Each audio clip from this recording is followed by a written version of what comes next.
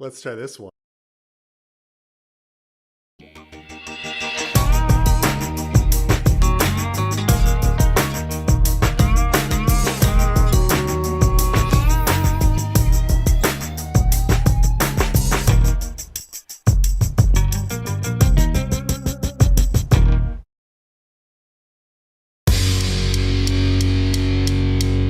That was a little preview for the this week. Carmine, Trey, and I sat down and we did a live stream, or it was a recorded kind of thing like this podcast on first episode of Berserk.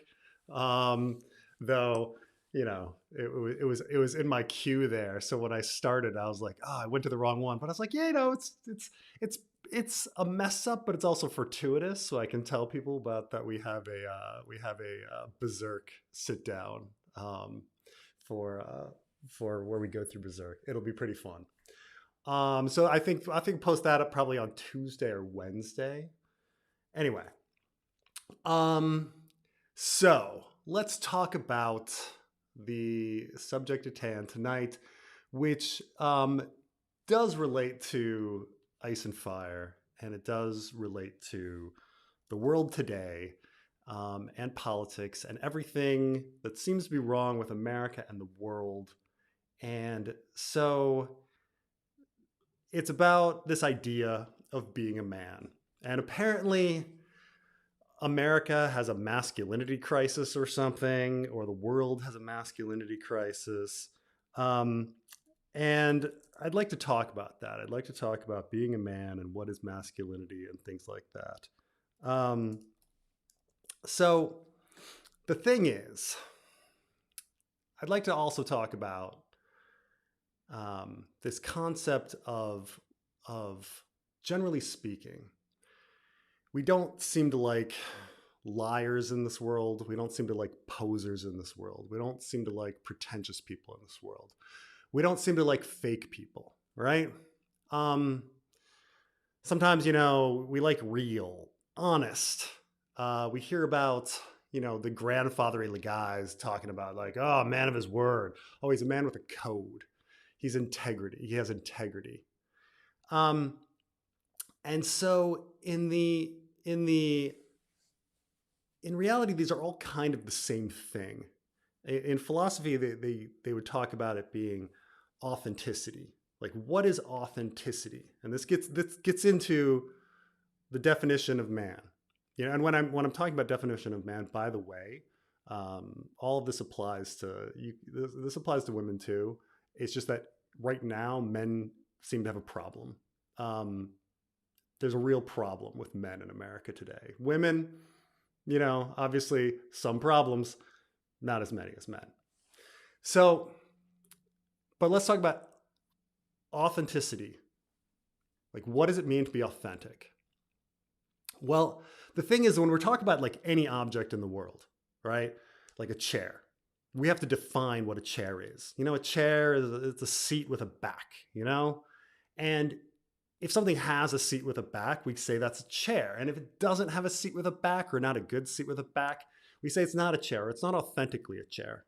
It's not a real chair.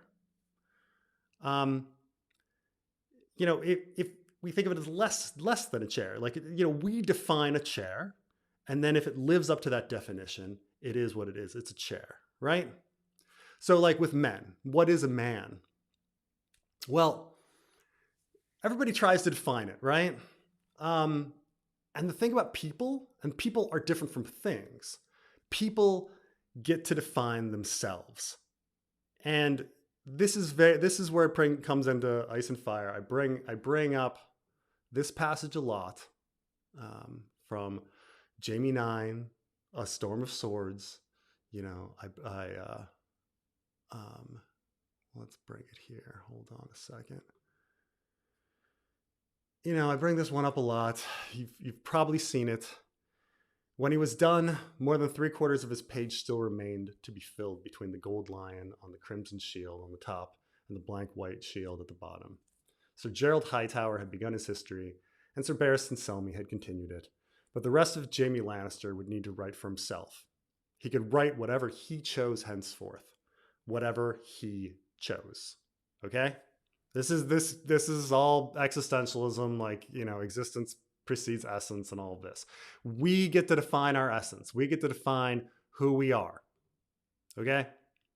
We get to define for ourselves what masculinity is. Now, the thing is not everyone knows this, right? And so society is out there trying to tell you what masculinity is, and you've got the consumerists, okay? And they'll be like, if you smoke our cigar, or you drink our whiskey, or you drive our truck, or you buy our gun, or you watch Ultimate Fighting Championship, you'll be a man. Give us your money. Give us your money, and we'll make you feel like a man. And then besides the consumerists, there's also sadists. There's a whole bunch of people out there that just get pleasure, that derive pleasure from causing pain to others, And the way this works is they kind of exist in this relativistic zero-sum game. Like if you oppress somebody else and you make them feel horrible, then somehow you're better by comparison. It's kind of, if you've ever watched Commando, I bring up the no homo scene in that. So in a lot of movies, they always try to have the no homo scene with a protagonist. They're like, well, we have him banging a woman at the beginning of the movie, and then the rest of the movie we don't have to worry about him looking gay. The alternative is they have that character trash gay people or something, or effeminate people, in order to prove he's a man. So at the beginning of Commando, there's an irrelevant scene where Alyssa Milano says she's into Boy George, and Arnold Schwarzenegger goes, "Boy George, more like Girl George." And right there we get to go, oh, he's not gay, no homo, because he trashed Boy George, So the consumerist, the sadist, and then there's the egoist. These are the people that are like, well, if I get everybody else's approval, but the social media and getting the likes and the followers and all of that and the retweets and whatever. If enough people validate me, then maybe I'm a man, because it's some sort of consensus thing, or the more people that say it's true, it must be true, right? Because truth is a democracy, right? So you get all these external people trying to tell you something, but again, man defines himself. Man defines himself. You get to decide your fucking epitaph, right? You get to decide what everybody thinks about your life by doing and living your life, by having your beliefs and living your life to that. Nobody else gets to decide that. You do. And by ceding this to the consumerists, the sadists, the egoists, you're depriving yourself of something, because you're depriving yourself of defining yourself. You're depriving yourself of that. And what's very apparent is when you look at the consumerists, the sadists, and the sadists and the egoists, they all tend to be what I was talking about at the beginning: liars, grifters, posers, people without integrity, right? Isn't it always those people, right? It's an amazing, when you think about the people that are, say, obsessed, that are trying to get you to buy something, or somebody that's buying something to prove that they're a man. They're such a poser. They're so inauthentic, because you get to define it for yourself. Now, here's the thing. Maybe, now some people are maybe intimidated, oh no, how do I define something for myself? And it's not that hard. There's plenty of ways to live your life that are pretty easy. Utilitarianism is pretty fucking basic, and it's perfectly fine way to live your life. It's how I live my life. I'm a utilitarian. Okay. You just want to, generally believe that the world should have the least amount of suffering, and that you should do things to help people not suffer, Carmine and I were having a conversation before, and Carmine was telling me that he believes manhood is using your power to protect other people. And I was like, okay, fine, good enough. Yeah, that's fine. It's not that hard. It's not that hard. It doesn't really matter. It's not that hard to define your code. But the thing is, some people are like, well, but define your code for yourself. Don't let the consumerists, the sadists, the egoists define your code. Now, the thing is, a lot of people might be thinking, okay, well, if everybody gets to define their own code, maybe we live in this big, relativistic world, and you're just like, well, everybody is just, then there's no definition of anything, and everybody is perfectly living up to these standards. And that's not true, because, yes, things are, maybe it's somewhat loosey-goosey and relative, but not all codes are equal to each other, and not all people are equal to each other in living to their codes. So say I believe that yellow shirts is what I should wear every day, and I wear yellow shirts, and then somebody else believes blue shirts are what he should wear, and he wears blue shirts, fine. But if I say that I believe in yellow shirts and then I'm walking around with a blue shirt, what the fuck am I? Like, what have I defined myself as? Like, I'm establishing like what the definition of a chair is, and then I'm just like throwing in a fucking pomelo. Okay, those two things have nothing to fucking do with each other, And again, when we go back to these fucking liars and grifters and people without integrity, you get to that because you say, well, it's so easy. If everybody can decide code for themselves, shouldn't it be easy? No, people can't even fucking do that. They can't even fucking define a code for themselves and then follow it or believe in what they believe. That's the weird thing today, is people don't even believe what they believe. Like, I want to think about like one of the big grifters, like Joe Rogan or Andrew Tate or the Christian right or libertarians, I can go through each of these things and like why they're horrible. But like Joe Rogan, oh my God, like this motherfucker like sat there and entertained the idea that the election was stolen, had Trump on. Trump went on and on about how the election was stolen. And then after the election, Joe Rogan's like, oh, well, it turns out elections are real. Like, what did he fucking believe? And you sit there and go, well, was he just lying in the first place? Did he never think that elections were a problem? Like, what did he fucking believe? And all I can do is step back and go, I don't fucking know. So you say, like, what kind of man is he? I don't fucking know. Like, he defined something. Like, he said, like, oh, and I'm really questioning this, and I'm believing that maybe elections have a problem, and that people, and maybe Trump's election was stolen, and there's a problem with elections. And then no, it's not like being wrong. Like, you could be wrong and admit and say, oh, I thought this, and now this new information has come, but instead it was a big joke. It was a big laugh. And you run into these like libertarians who are like, oh, I believe in freedom and government should get off my back. Oh, except for XYZ, except for abortion and military. Oh, so you believe in fucking nothing. You believe in nothing. You're not a libertarian, Or the Christian right who's like, oh, I believe in the Bible. Oh, really? Do you believe in like the charity and goodness of that Jesus taught, and that you should give to the poor, and that wealthy person can't go to heaven, or like a camel through the eye of a needle? Do you believe that? Oh, no. Well, what the fuck do you believe? You believe in fucking nothing.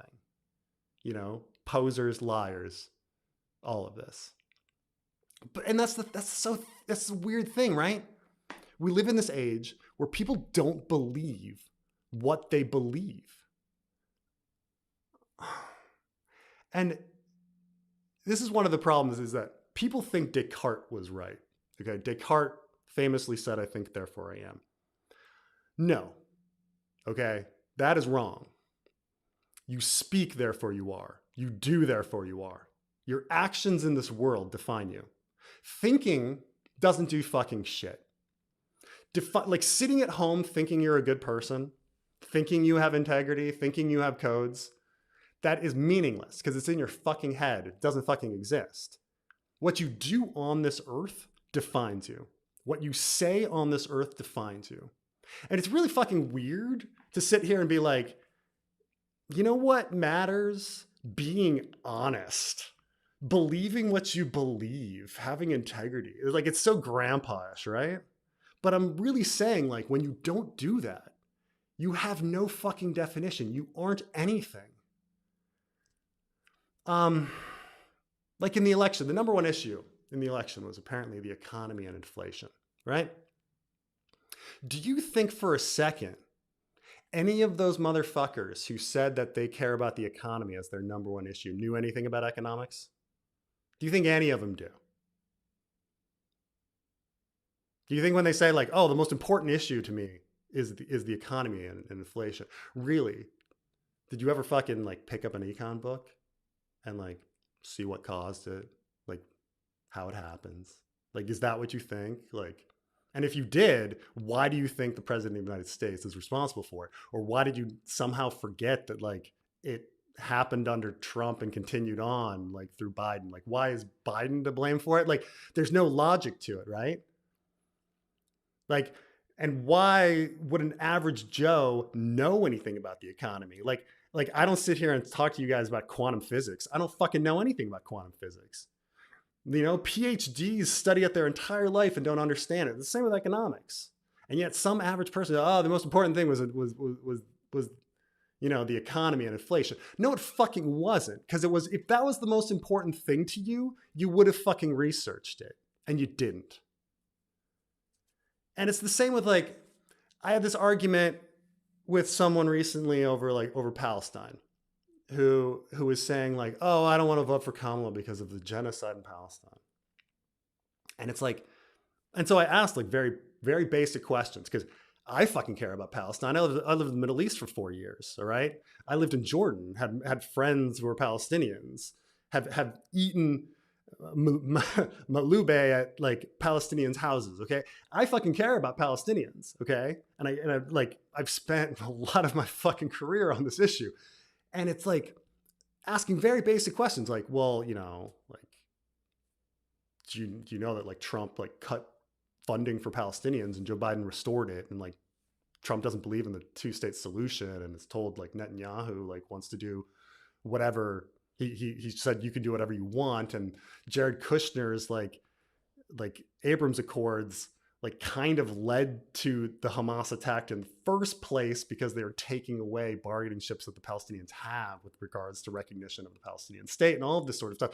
He didn't fucking know any of that. He knew nothing. Crickets. If this was the fucking most important issue to you and you are voting on that issue, you didn't fucking take 15 minutes to fucking Google something? Like look it up? It's not the fucking most important issue to you. The most important issue to you is posting on Twitter and the egoism and people and being like, I'm so fucking moral. Because if it was the most important fucking issue, you would have known something about the goddamn issue. You know? Yesterday, I had a conversation with a random, I was at the pool, conversation with a guy about the world. And, you know, he was going on this long conspiracy theory about, you know, how his main thing is he believes that like the military industrial complex has taken over the world and that it was the driving force is the removal of the gold standard under Nick. And it's just like, oh my God, you're speaking a bunch of conspiracy nonsense gibberish. Like if anybody brings up the fucking gold standard, oh my God.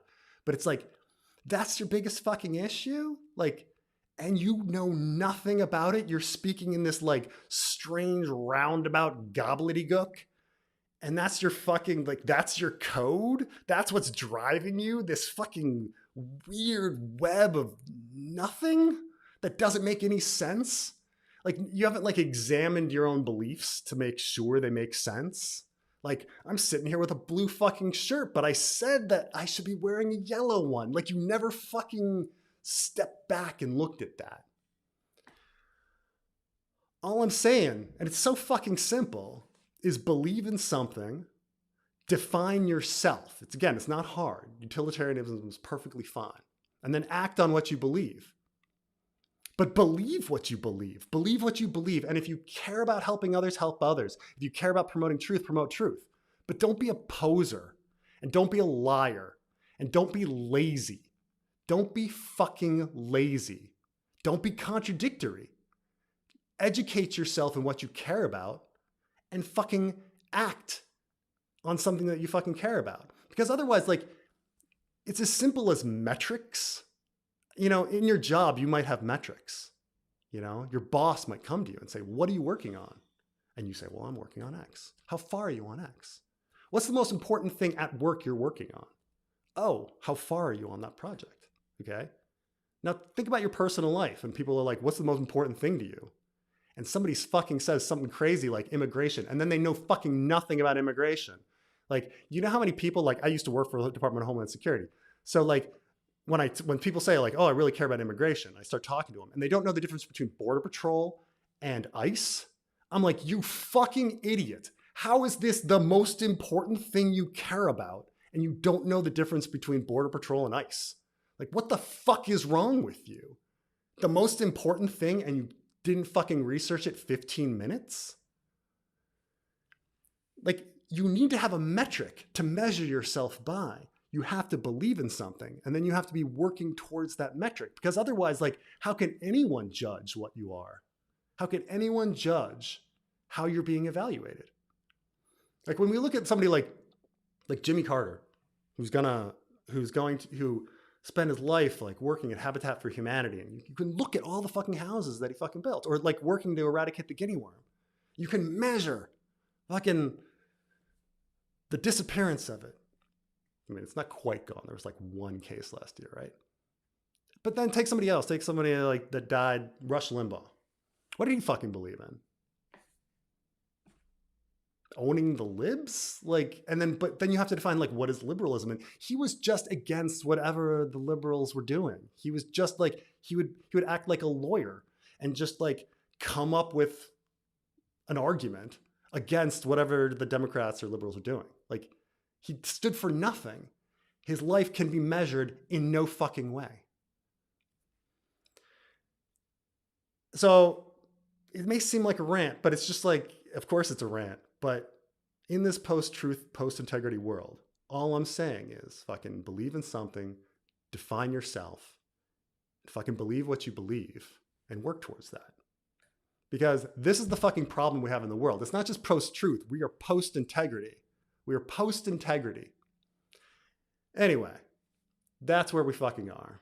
So let's get into some fucking ice and fire. Because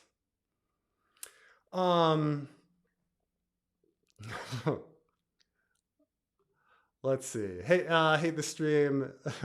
Hate the stream time a little less. Also, this calls for "I'll Make a Man Out of You" as the intro song. yes, it's true. Yeah, thank you.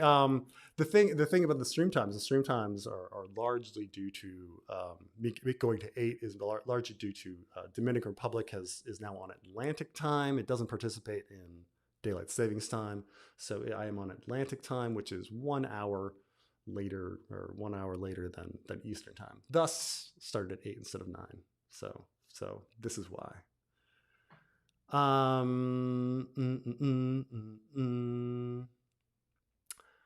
All right. Thank you, Aegon the Ninth. How many Aegons? This is like in the like post-apocalyptic future, like Aegon the Ninth. Like we're going past, blazing past Aegon the Sixth, straight to Aegon the Ninth. Let's see here. All right, let's get to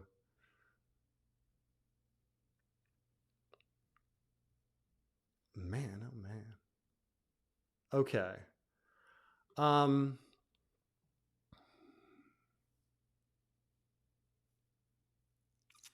Was thinking about time traveling Bran and why he appears as a crow. Maybe he joined the Night's Watch in the original timeline like Benjen. How much will you explore the other timelines in the fanfic? That's an interesting idea. That's a really interesting idea that in the other timelines that maybe Bran had joined the Night's Watch instead of, say, instead of say John. And like, he always wanted to be a knight and things like that. And he wanted honor. Maybe, I think he originally wanted to be a Kingsguard, but he can't be a Kingsguard. Maybe he could be in the Night's Watch. I think that's a really fun idea.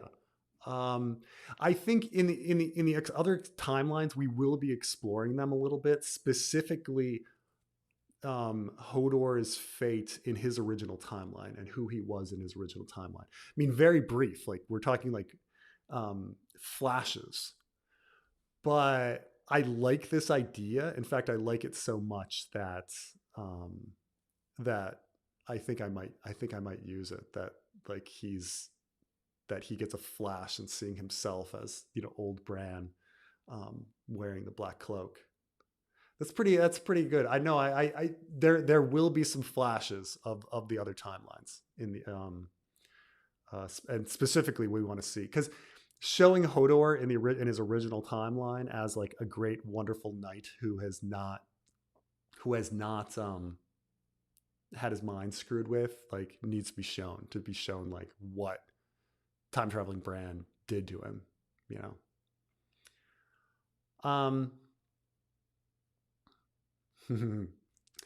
Feeling judged by Preston for a second. Most of my audience is probably fine. I'm mainly like, obviously I'm preaching to a choir, but like it's the world around that I see these fucking grifters with nothing, So I'm a combat-rated veterinarian, single mother of 2 boys with nonverbal autism.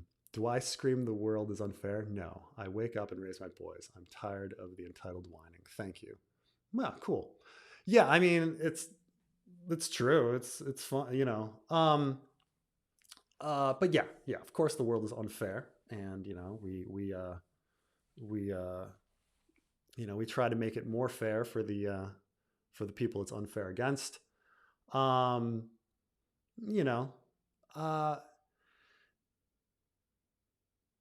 But it's strange though, in a sense, like what, I have to question like what is entitlement and what is complaining and what is whining. Because obviously those that are oppressed have every right to speak why they're oppressed. And those who are not oppressed have every right to speak about why these other people are oppressed.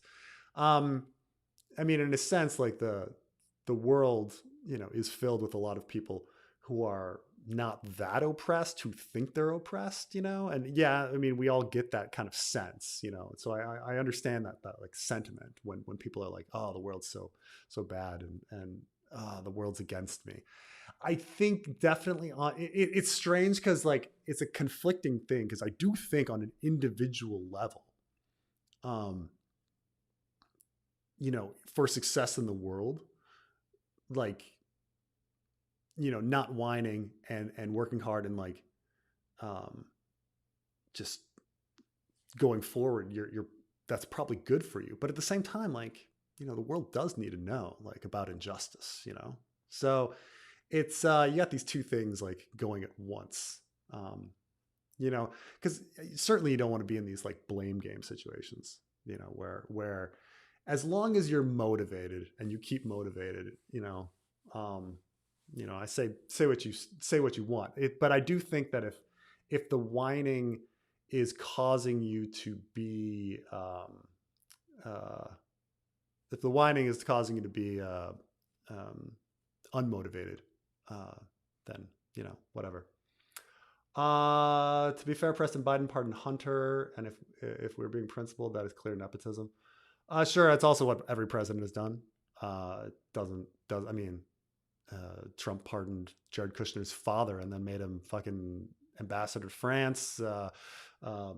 Clinton pardoned his brother. It was expected. I don't understand. Like, it's just like every president has pardoned a bunch of, by definition, pardons are a bunch of corrupt people getting away with shit because the president wants them to. And we've seen this every fucking presidency. Like, at the end, you have a bunch of people pardoned. Like, in in Biden's situation, they were extra hard on Hunter though. Like for like no one gets no one like his weapons charge, like no one got like like his the sentence he got. They were like extra hard on him too. So I don't really like if you're looking for something to like be negative on Biden on, like it's fucking way down the goddamn list. Like who fucking cares? Like did anyone ever fucking care about Hunter Biden? Like no one fucking cared about Hunter Biden. Like who fucking cares? Like Jesus Christ. Um Guy has his whole family fucking killed and then gets on and then becomes a drug addict. Like do I want to like who fucking can like poor guy, like just let him fucking like live and die. Who cares? Who fucking cares? um if nothing we do matters, then the only thing that matters is what we do.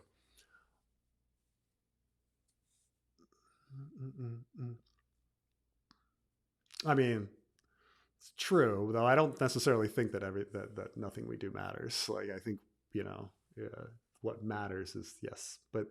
Um but yes, I mean, it's the poetry of the line that of course it's saying simultaneously that what matters is what we do because we define it. But yeah, we uh,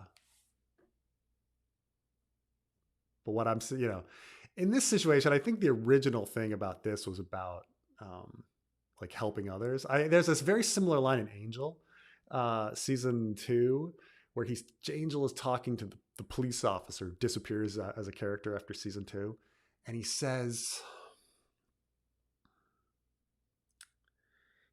if there isn't any higher authority or anything, then helping people is the greatest thing in the world or something. It was something like that. But it's like the similar sentiment. But yeah.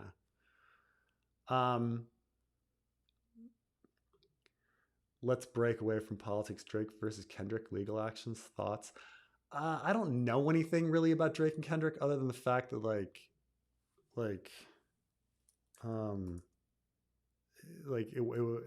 their dispute was pretty one sided, and one guy made a whole bunch of money off of his rap battle.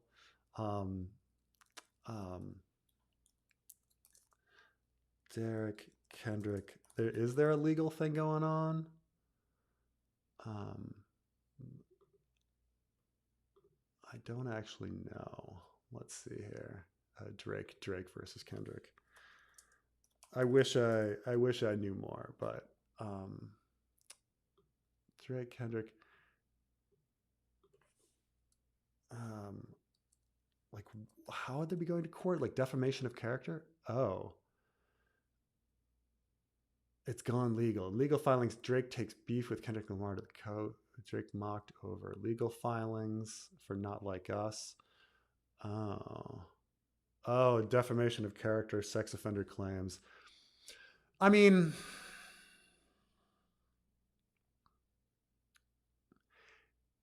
that's pretty interesting now at this point, because at some point you would say that Drake and Kendrick Lamar are both companies in a sense, and so now you're saying by doing some sort of action you're ruining brand and hindering sales and things like that, which is it's true. I guess it all depends on like who started the feud and stuff like that. But yeah, a defamation of character kind of thing about sexual assault and how it can affect. Yeah, I think you could probably. I think there's probably actually a case there. Probably a case there. We'll see. We'll see. In this world of lawyers. Did time traveling Bran send the cat's paw? In a way, yes, because did time traveling Bran do everything? Yes. I mean, because he's the one doing all the different. I mean, somebody else might make that decision, but time traveling Bran is putting all the steps in place for people to make those decisions and stuff like that. Aegon the Ninth is like, I'm president of the Riverlands in 3090. Bran just died, I think, and things are worse. So Bran lived to like 80. Yeah, I wonder. Okay. That would. Yeah, I guess. Trying to think about like all of the different things, like what would happen in the year 3090. Um, Thoughts on Hassan as the new Joe Rogan? They are like, I understand the statement. I mean, I think from the podcast on this, Hassan is the new Joe Rogan, but like there's similarities between Hassan and Joe Rogan in that Hassan and Joe Rogan's appeal to many is the fact that they look manly, right? They're muscle guys and they seem like regular bros, and I can like have a conversation with you. And if I act like this guy and hang out with this guy, I'm gonna be cool like this guy. Hassan Piker is about 10,000 times smarter than Joe Rogan. Not to say like Hassan Piker is a super genius, but Joe Rogan is really fucking dumb. And the big difference between Hassan and Joe Rogan as well is Hassan Piker pursued a career in politics and political commentary, and he's succeeded in a job in political commentary, and that's how he defines himself. Okay, so he's successful on how he defined himself. Meanwhile, Joe Rogan thinks of himself as a comic, and he's not a good comic. I mean, he's a very successful businessman, and he's a very successful podcaster, and obviously his formula has really fucking worked. But he thinks himself a fucking comic, a comic first. He's a shitty comic, and people are like, "Oh, he's not that bad." I'm like, you pick a random fucking comic and ask, are they better than Joe Rogan? Like, Paula Poundstone. Is Paula Poundstone better than Joe Rogan as a comic? Yes. Yes, she is. Is Dave Coulier from Full House a better stand-up comic than Joe Rogan? Yes. Yes, he is. Dave fucking Coulier is a better fucking comic than Joe Rogan. Joe Rogan was a failure as a fucking comic, and he defines himself as a comic. If he defined himself as a businessman podcaster, he would be successful, but doesn't. He defines himself as a comic. So there's some weird things on like who they are. So that's the funny thing, right? But yeah, no, the Hassan is the new Joe Rogan. I mean, different audiences, but there's a similar appeal in that, yeah, we're bros, right? Hassan is I mean, it works, you know, it gets people in, and then give them sort of left wing thought, you know. Joe Rogan, I don't know he brings them in and then makes them into conspiracy theorists. So, do you think it's more helpful for U.S. civil servants who believe in liberal democratic values to resign now, or for people like that to join the federal government and serve under Trump? I think it's for each civil servant to decide for themselves.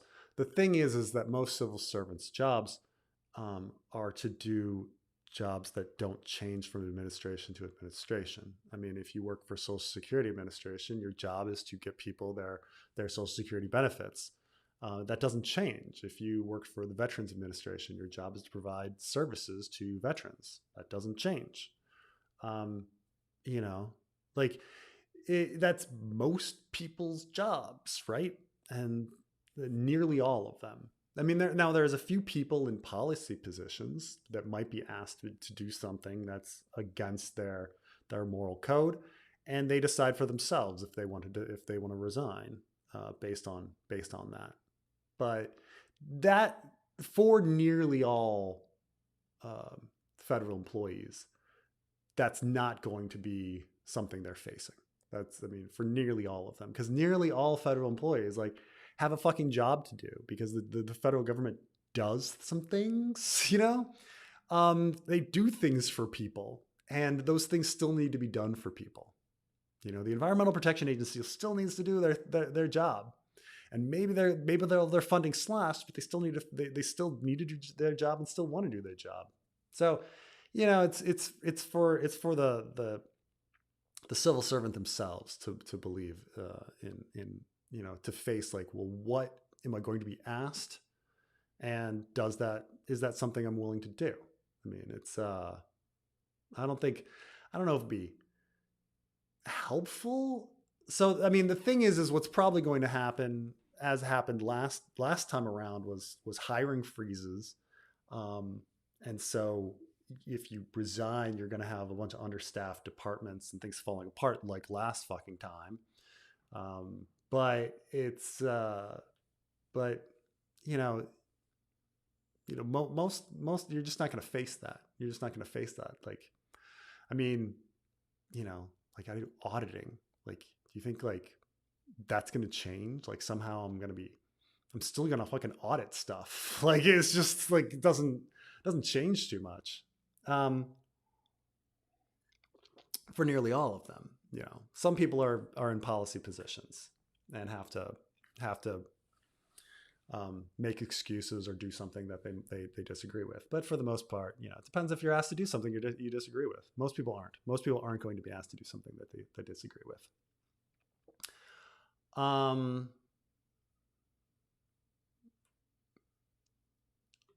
Do you know epic rap battles history? There is one of all recent elections. There's one of all recent elections, and one where the Tolkien versus George R. Martin. Please watch if you can. I've watched the Tolkien George R. Martin one before. I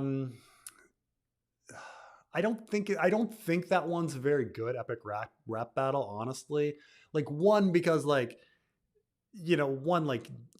George R. Martin's personality is so like burned into my head on who he is.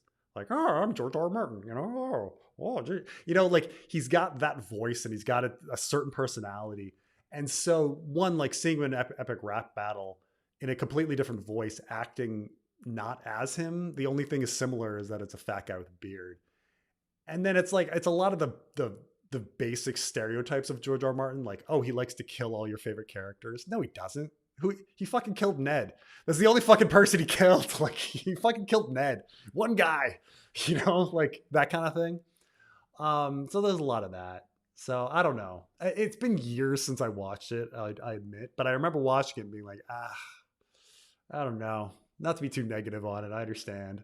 But I've heard there's better rap battles than the Tolkien George R. Martin one. As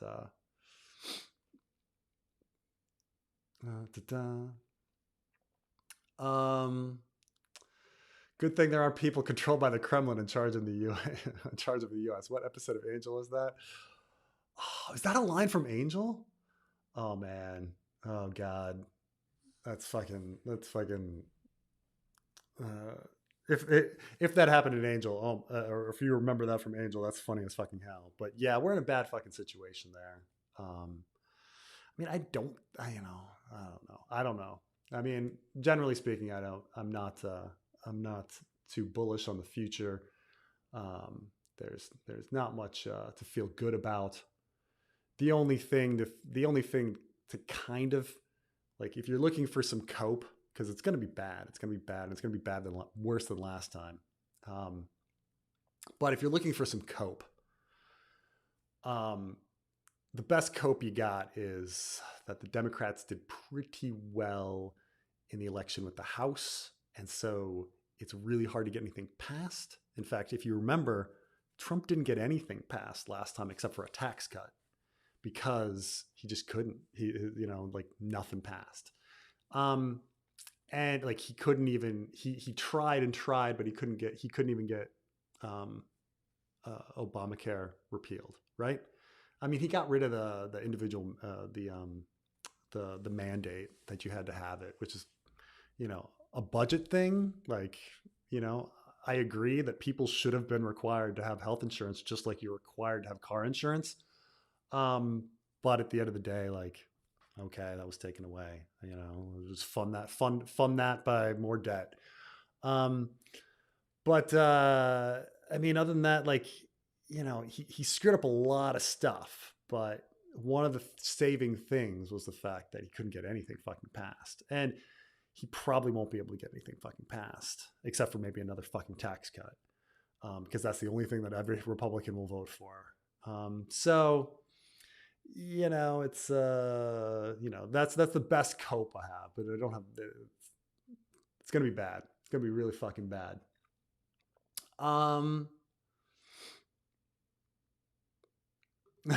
Your theory goes both ways politically. Lots of left-wing people are very against RFK Jr. without knowing anything about his positions. I mean, the dude doesn't want, like, I know a few of his positions, and the fucking fluoride thing is fucking bonkers. The lack of the measles, like, not like the measles vaccine, like in his anti-vax position, is fucking bonkers. He's a loon on a lot of stuff. Now, if you want to say, like, on all the other issues, like, you know, for instance, he's pro-choice and he's pro-unions and he's pro all of these other things. Like, would RFK be a better president generally than Trump? Oh, like 1,000,000 times better, 1,000,000 times. In fact, specifically the things that he's bad about are the health related issues. And so the fact that he has been given a job related to that specifically is the worst aspect, you know? It's like if I were given a job related to being like 4 feet tall, I'd be like, I'm fucking 6'6". Like you chose the exact worst thing. I can do a lot of other things, but I can't do that. I can't do that. So RFK, he was given the worst possible fucking role. Because no, his anti-vax stuff and his anti-fluoride stuff is fucking bonkers. It's fucking bonkers. Yeah, and I mean, all the others, like the crazy stuff about him like killing bears and leaving them in Central Park. Yeah, that's fucking insane, but it doesn't really hurt anybody other than the fucking bear. You know, and whoever had to clean up the bear. But so like, who cares? But like the anti-vax stuff, like, oh my God. And the anti-fluoride stuff, like, what are you fucking doing? Like, what are you fucking doing? No, I mean, it's, you know, so I don't know about like the theory going both ways politically. Like people, you know, I think when people hear about those things, if they're a utilitarian and they're like, well, fuck, I don't want people's teeth falling out or getting cavities because I've lived in plenty of countries that don't have fluoride. For example, I live in a country right now that doesn't have fluoride in the water. I lived in Jordan that didn't have fluoride in the water. All sorts of places, okay? You definitely get cavities. Like you definitely fucking get cavities. Like when I didn't have a cavity my entire life. And then I moved to Jordan for 2 years and I come back and they're like, yeah, you got a bunch of cavities. I'm like, oh my God, like, because there's no fucking fluoride in the water. Like it's very fucking clear. It's very fucking clear that fluoride in the water is awesome. And the anti-fluoride campaign is so stupid that there is a joke about it in Dr. Strangelove from years ago. It's hilarious that we are on the dumbest timeline, the fucking dumbest timeline. So I don't think there's any, you know, contradiction. If you only need to know his health related positions to know that he's not good for the job. If you were put in a different position, I'd be like, fine, I don't care. That seems great. Whatever. But specifically his health stuff. Now, you know, the better question is how to be a good man and how to help young boys become good men. Fortunate to have a mentor that taught me good. Well, like I say, if you allow somebody to think about these issues, about like, what do I believe in? Like, what do I truly believe in? And the thing is even that exercise, like sitting down and saying like, fundamentally, like what do I believe in? And do these actions fit with that? Even that exercise, I don't think many people do. Like, you know, and like I say, like, this is getting down to like, you are not, like you have no definition. Like men define themselves. So unless you define yourself and act towards that, you're just not a man. George R. R. Martin wrote a book about the Mockmen, dying of the light. But like, you're a Mockman. You're a shifty something or other. Like, what are men? Men are people with code. Men are people that define their code. And if you don't follow it, I mean, I would say that like being like, it's splitting hairs on what's a man and a good man. But it's like, it's if you're not living by code and you don't have integrity, and you're not working towards what you believe, and you don't know what you believe, or what you think you believe is a bunch of contradictory gobbledygook, because you're a poser and a liar and don't really care about into like morals, and instead care about consumerism or sadism or yourself, like this some sort of egoism kind of thing, then you're not going to be a man. You're not going to be a good man. So, mm, mm, mm, mm, mm. Is Paula Poundstone still alive? She is. She's on Wait, Don't Tell Me a lot. Paula Poundstone. She's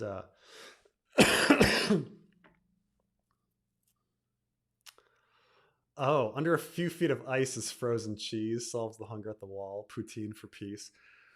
That'd be funny if like they they find a whole nother cell, and they're like, oh right, oh, we totally forgot about all of this other food.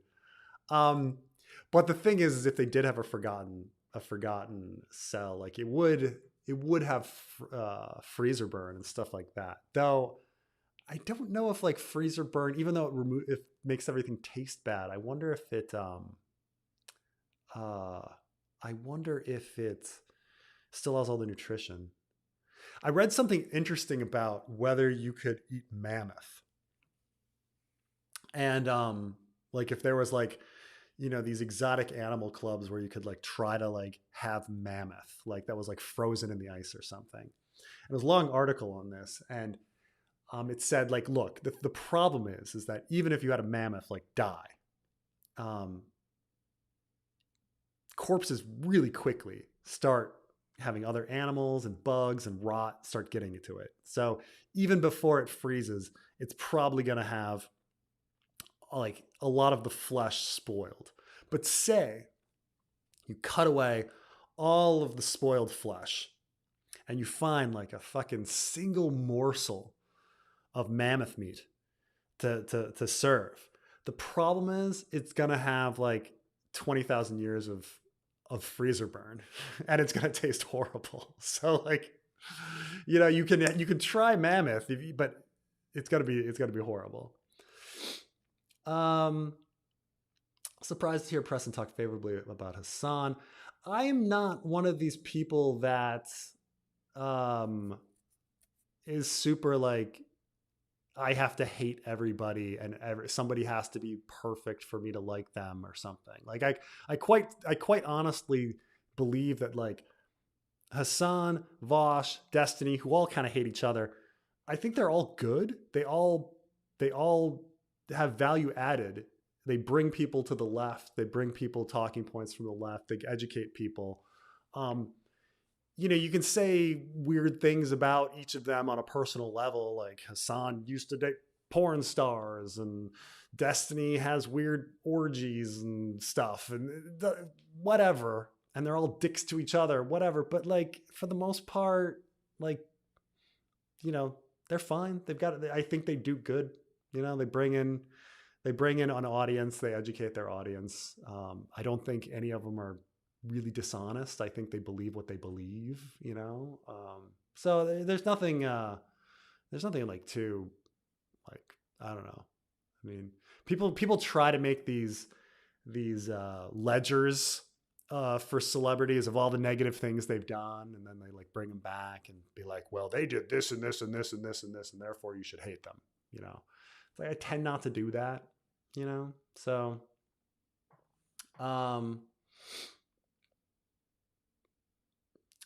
I don't like Joe Rogan's comedy, but selling out arenas tells he was not a failure at being a comic. He was a failure. He's selling out stadiums because he has the fucking podcast. Like, he was unsuccessful as a comic. Like, that's just a fact. And then he was successful as little successful as an actor. He got some roles. He then was an announcer for Fear Factor and UFC. He was somewhat successful in that. He was very successful as a podcaster, but he failed at being a comic. Now, using your celebrity to sell out a stadium is not being a comic. That's using your celebrity to sell out a stadium. There's a big difference there.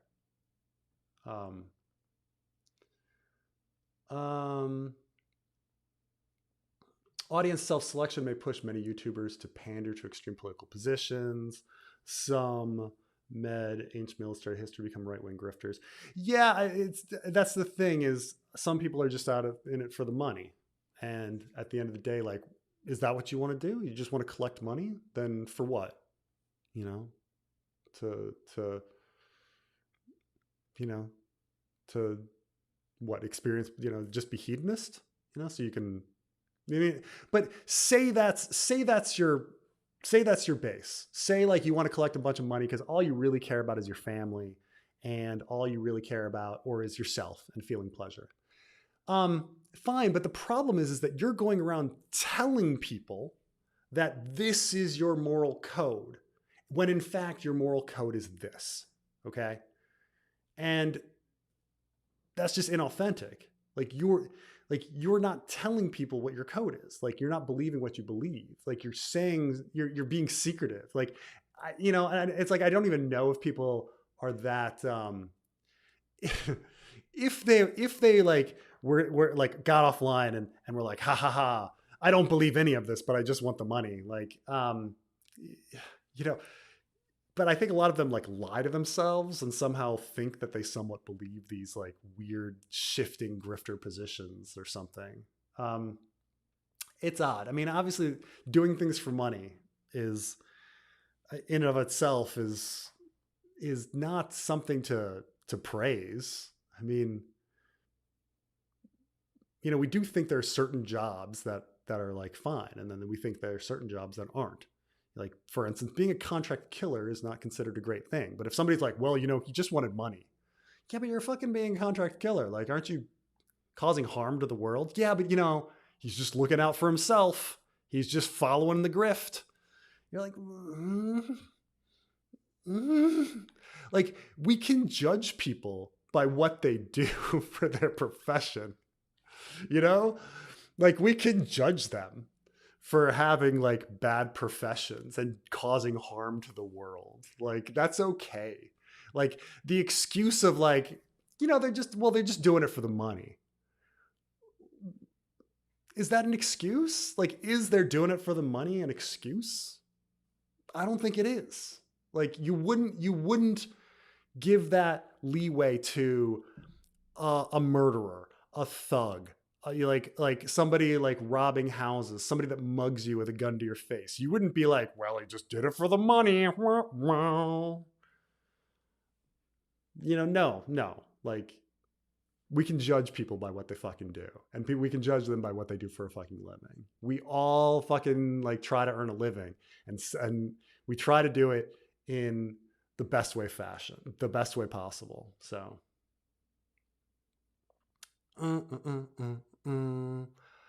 Thoughts on Doge, conflicts of interest? Sorry.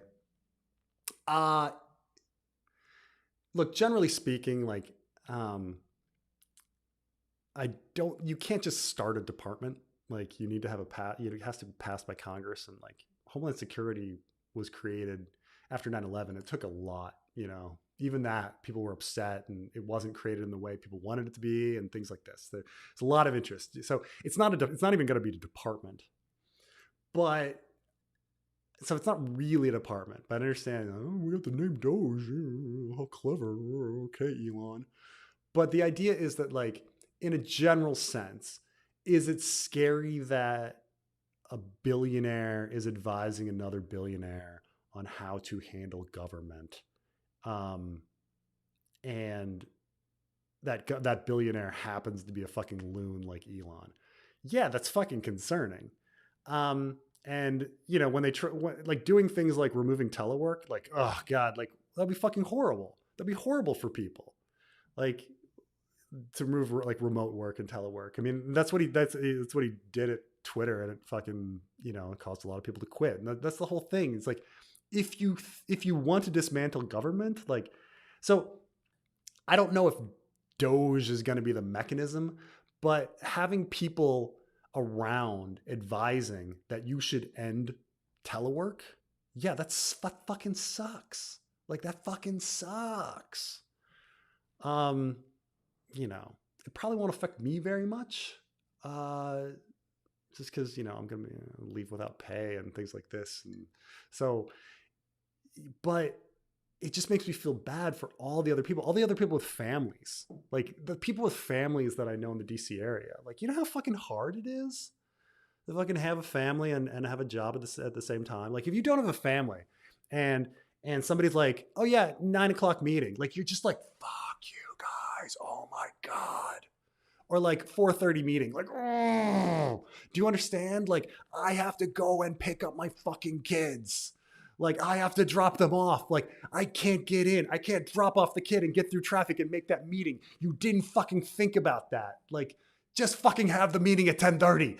Like when it's telework and somebody's like, oh, 9 o'clock meeting. Yeah, I can fucking make it. I can do my fucking job. Like, oh, but of course, the purpose isn't to make government more efficient. The purpose is to destroy government. It's to get people to quit. Of course, that's like the implication. So I don't think Doge is actually going to be the mechanism, but having really like idiots, like true idiots, like Elon is so fucking stupid. He is so dumb. He is so fucking dumb.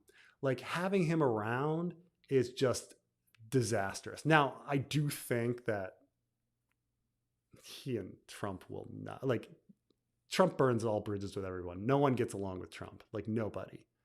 Like, look at his first administration. Like, everybody quits. Like, everybody. He got in so many arguments and then they just quit. You think that like somebody with an ego like Elon and somebody with an ego like Trump can possibly get along? You know, come on. No, I don't think so. But you afraid from getting perks from social service being too woke? I just don't think it comes up. Like, I don't think it comes up. Like, it's not like when I go into work and people are like, you know, people aren't like, how do you feel about trans people? Like, it's just these issues just don't come up. I mean, it depends on like what you define as woke, but welcome back. I'm curious about your writing process. Once you settled on writing your novel, was it easy to put your main focus towards it? I find it that hard myself and tend to end up distracted. I was horrible. My novel is not very long, and it more or less took me, you know, a decade to do, because it was just like, do a little bit here and then I'd forget about it, and then things would come up, and then like writing it is one thing, and then like editing it is such a pain that you don't want to do it. And I was horrible about it. And plus, when you have other things, like the problem with distractions, and this gets into George too, right? The problem with procrastination is that it's one thing to procrastinate and like just do nothing, you know, or watch TV or YouTube videos. That's one type of procrastination. But then there's like alternative productivity procrastination, when you like clean your room, or I make a video, or, you know, I have some other project. Oh, I've got this other video, like this other thing that I've been working on. Not to mention like kids and marriage and all sorts of things, you know. So it was really hard. I could never be a professional writer. I do not have the discipline. I'm just too driven by like what I'm interested in right now. And then I just go do it. I'm like, I get in my head and I'm just like, I got to do something. I'm horrible at the follow through. Now, I will say that I find for myself the way to really get motivated is to brag to everyone else that this is my timeline and these are the sort of things that are going to happen by a certain amount of certain time. And so when those deadlines hit and somebody's like, dude, you said you were going to be at this point, what happened? I have to be like, oh fuck, and I get like shame from it. So I like use other people to keep myself motivated by like telling other people my deadlines so that they keep me in check. But I'm really bad. I mean, I'm a bad situation, bad writer, bad writer. I mean, you know, um, I mean, put it this way, like if you think about it this other way, twice as many words were written for the fanfic than for my own book. Because that's just another project that I have that distract me from it. So no, I was very distracted. I'm very bad at this. I'm very bad at something, at writing and deadlines and focus and things like that. Because you really fucking need like writing takes removing all of the distractions from your life and then sitting in front of a piece like a paper for hours and being okay with like sometimes having nothing. And being like, I wasn't very productive today. That's the other thing is if you have a slow writing day, you'll be like, I wasn't very productive. And then you'll go do something else to feel productive, which is procrastinating away from that thing. So yeah, it's hard. You gotta create a schedule and you gotta stick to the schedule and you gotta tell other people like what you're doing and you gotta force yourself into it. Yeah. The only like one of the things is like one of the only ways I really finished my book is I had like a writing club at one point where like I'd be like I need to bring in a chapter, like I need to bring in pages like next day to this like writing club. And then later like I had editor where I was like I'm going to get you that chapter. I've got to get it to you now, you know, like that kind of thing. It was obligation for other people that kept it going. So anyway. Bam, bam, bam, bam, bam. Putting RFK in charge of health is like putting a weasel in front of guarding chickens.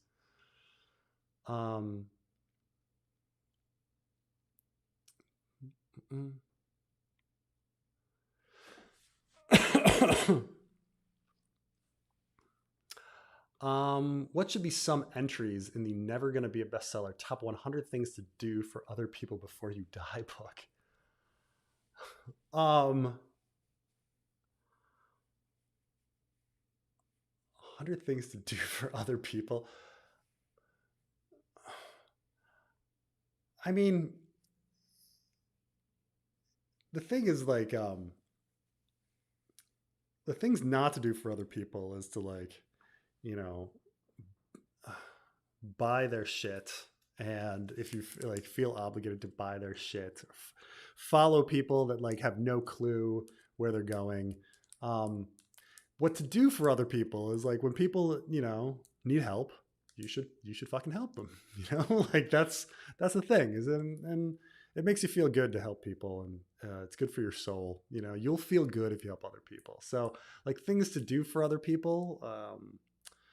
I mean, there's very simple things. Like if you work someplace, there's a lot of people that like people fresh out of college or whoever who need that first job.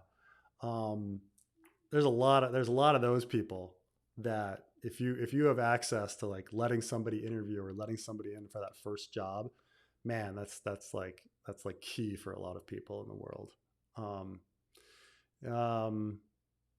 You know, other than that, like I don't know, like depends where you are.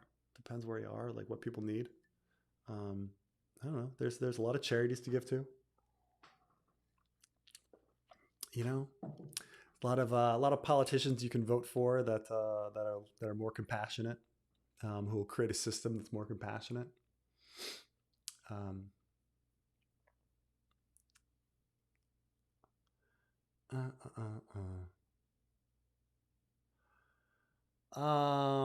They're not influencers. They don't do good. I mean, isn't everybody an influencer?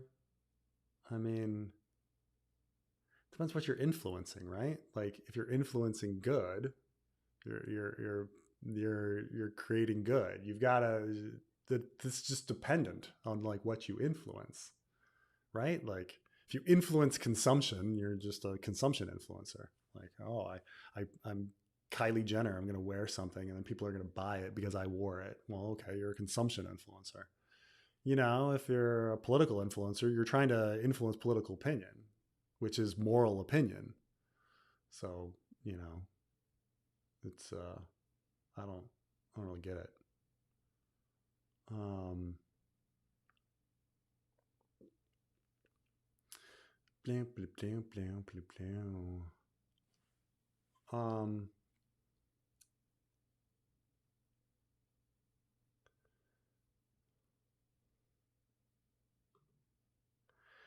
Can't expect low to middle class voters to be informed fully to vote. Voting is right, and even the uneducated can vote.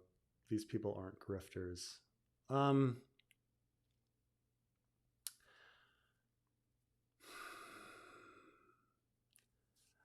I mean, my expectation for the average person in society, in American society is falling apart. But my expectation was pretty fucking low, wasn't it? Like, to vote on the issue you care about the most and to know about the issue you care about the most. And people fail on that. Like they just fucking fail on it. Like, what's the thing you care about the most? X. And then they do something that doesn't make any sense. Like, I care about inflation and then vote for the guy who wants to have tariffs. Like, that doesn't, like, you just don't, like what? Like what? Like Latinos like voting to have themselves deported, you know, like people voting on the economy, the guy who fucking ruined the economy. And it's weird. People that like these QAnon people who supposedly who want to defend the world against pedophiles, voting in a bunch of fucking pedophiles. Like it's so fucking weird, right? So fucking backward. It's odd. It's like I'm not even asking that much. I'm not asking very much from the average person. Just fucking like when you say this is my number one issue and this is what I'm voting for, know about that fucking issue. Like know about it and to vote towards that issue, like do something that makes sense.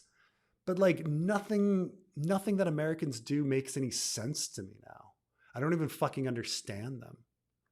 Like it just doesn't matter. Like, is it just like for a team? Or it's like, I mean, what some people said like is like, look, if you went to the ballot box because you fucking hate black people, and you come out to the poll person and they're like, what's the major issue that you wanted to vote on? You're going to go economy because you don't want to say, oh, I hate black people, right? Like, you know, some people said that and I was like, okay, I guess they're all liars, maybe. But like, but they're liars one way or the other. They're either intentional liars or they're accidental liars. Like the issue I care about the most is the economy. No, it's not. Maybe you believe it, but you don't. You don't even know you're lying. You know, you're just being contradictory. So I don't know. It's such a little thing. Like you can say, oh, uneducated, then fine. Like just fucking be consistent. Believe what you believe. That's all I want. Like people to believe what they believe, but people don't even believe what they believe. That's what's so fucking weird. Like that's why America's fallen fucking apart. People don't even believe what they believe. Ah, man. The really dumb guy with 350 billion. I mean, when you inherit fucking a lot of money and you get fucking lucky because you attached yourself to fucking PayPal, you know, yeah, you can earn a bunch of fucking money. But like this idea that somehow wealth proves intelligence, like where do you fucking come from, man? Like who believes this? Who believes this? Who believes that like really intelligent people, like only intelligent people are rich, right? It's it's like what we like. This is like some sort of divine right belief. Like, oh, the kings should be ruling us. Like how? Like, you know, we all know how Elon made his money, right? He like bought into PayPal and PayPal took off of somebody else's fucking work. You know, like he got lucky. Like when you look at his words, it's very fucking clear that he is a fucking idiot. He is a fucking idiot, like really beyond idiotic. Oh my god. Like I was watching a video the other day about like sci-fi and scales of like energy, like the amount of energy that can be extracted from Earth versus the amount of energy that can be extracted from the sun versus the amount of energy that can be extracted from the galaxy, right? And it's like some sci-fi author like talked about this scale, you know, and in some and then they flashed a scene of like Elon talking about how like we all need to like really invest in solar because like the energy of the earth is like small potatoes.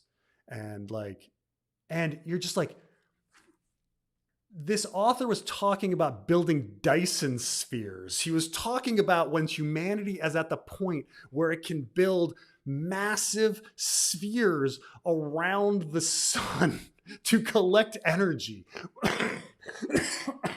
Stuff that would be happening in like the year 1 million.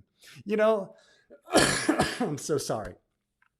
To tell people now, like, solar may be great, but be using that argument, the whatever scale, as an argument for fucking solar is just like, it's so mind-bendingly stupid. Where I'd just be like, oh my god, like what are you fucking talking about? Like what are you like what? Like it's I will never defend the fucking dude. Like he is so fucking dumb.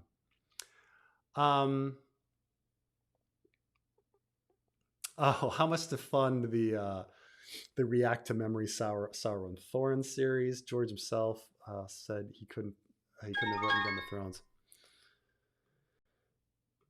Oh, hello. How goes it? You okay? I'm okay. Yeah. Coughing up a lung here. What's up? Oh, I've got kids, man. I've always got something. I've got kids. I've always got I'm something. about to piss you off even more. I don't know if you're ready for this. What did I do? What's going on? Not you. You know how people were complaining the reason they voted Trump is because eggs cost $3 instead of two. Mm. We just shattered Black Friday records. Like I say, people don't believe what they believe. Like I say, it's just fucking dumb. It's fucking dumb. Well, the American public votes on vibes, and a good chunk of the American public votes on vibes, and Yeah, vibes and people. teams and all this kind of Oh, stuff. it's And team sports. yeah, A good chunk of stupid. Republican voters aren't really voting for their own interests. They're voting to they're voting to fuck over someone 1,000 miles away. Right. Yeah. And it's what you I don't know. What I don't know if there's any, I don't know if there's any future for us, It's just it's just very depressing when it's like, oh, like granted it was a very close election, but like it doesn't matter. Like it shouldn't have been close. Like he's so massive. Like he tried to overthrow the US government. Like how bad can it be? He like botched a pandemic and told everyone to drink bleach and told everyone for weeks that it's just going to go away. Like,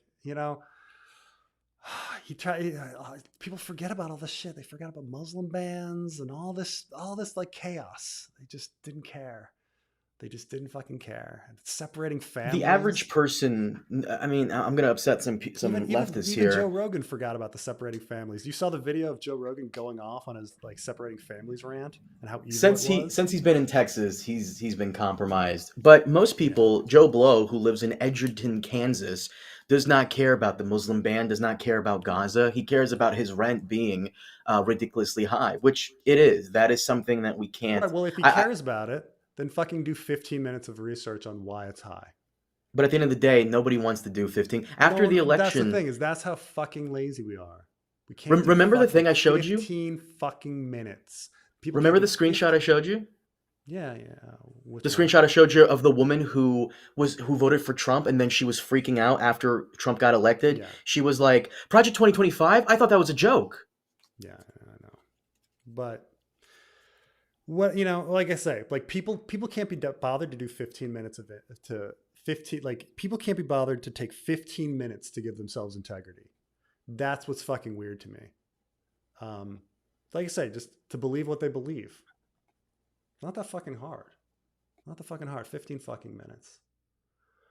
But yeah, it's hard to do. Yeah, I mean, we'll see about like a memory, sorrow, and thorn series. I mean, so many things on my plate, man. So many things. You know, I've got like regular work. I've got the fanfic. I've got my own book coming out. I've got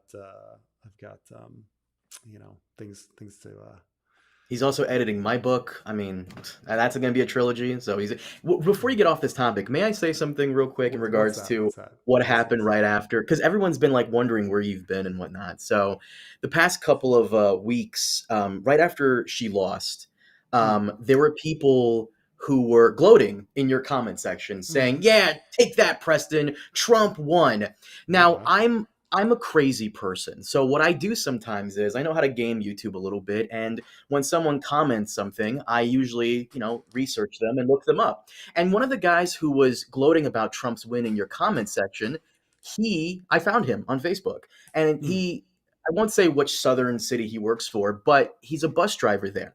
And I looked up his salary, his yearly salary. This guy makes $30,000 to $40,000 a year. And here mm. he is in your comment section telling you "fuck you," when in reality he's the one Right. who's going to be paying for your tax breaks because you Yeah. make I you mean, make a pretty penny. I won't say how much, but this came up a bit in, and I get back to the topic of like sadism and why sadism like tends to be something that humans do. Um, and the thing is, I remember, for example, like being in middle school and everyone was really mean to me, and because middle schoolers are horrible and being really unhappy. And the thing is, I was mean to other people. I was a horrible person too. So being unhappy and being oppressed, it doesn't make you into a good person. It just makes you want to oppress and treat other people shitty too.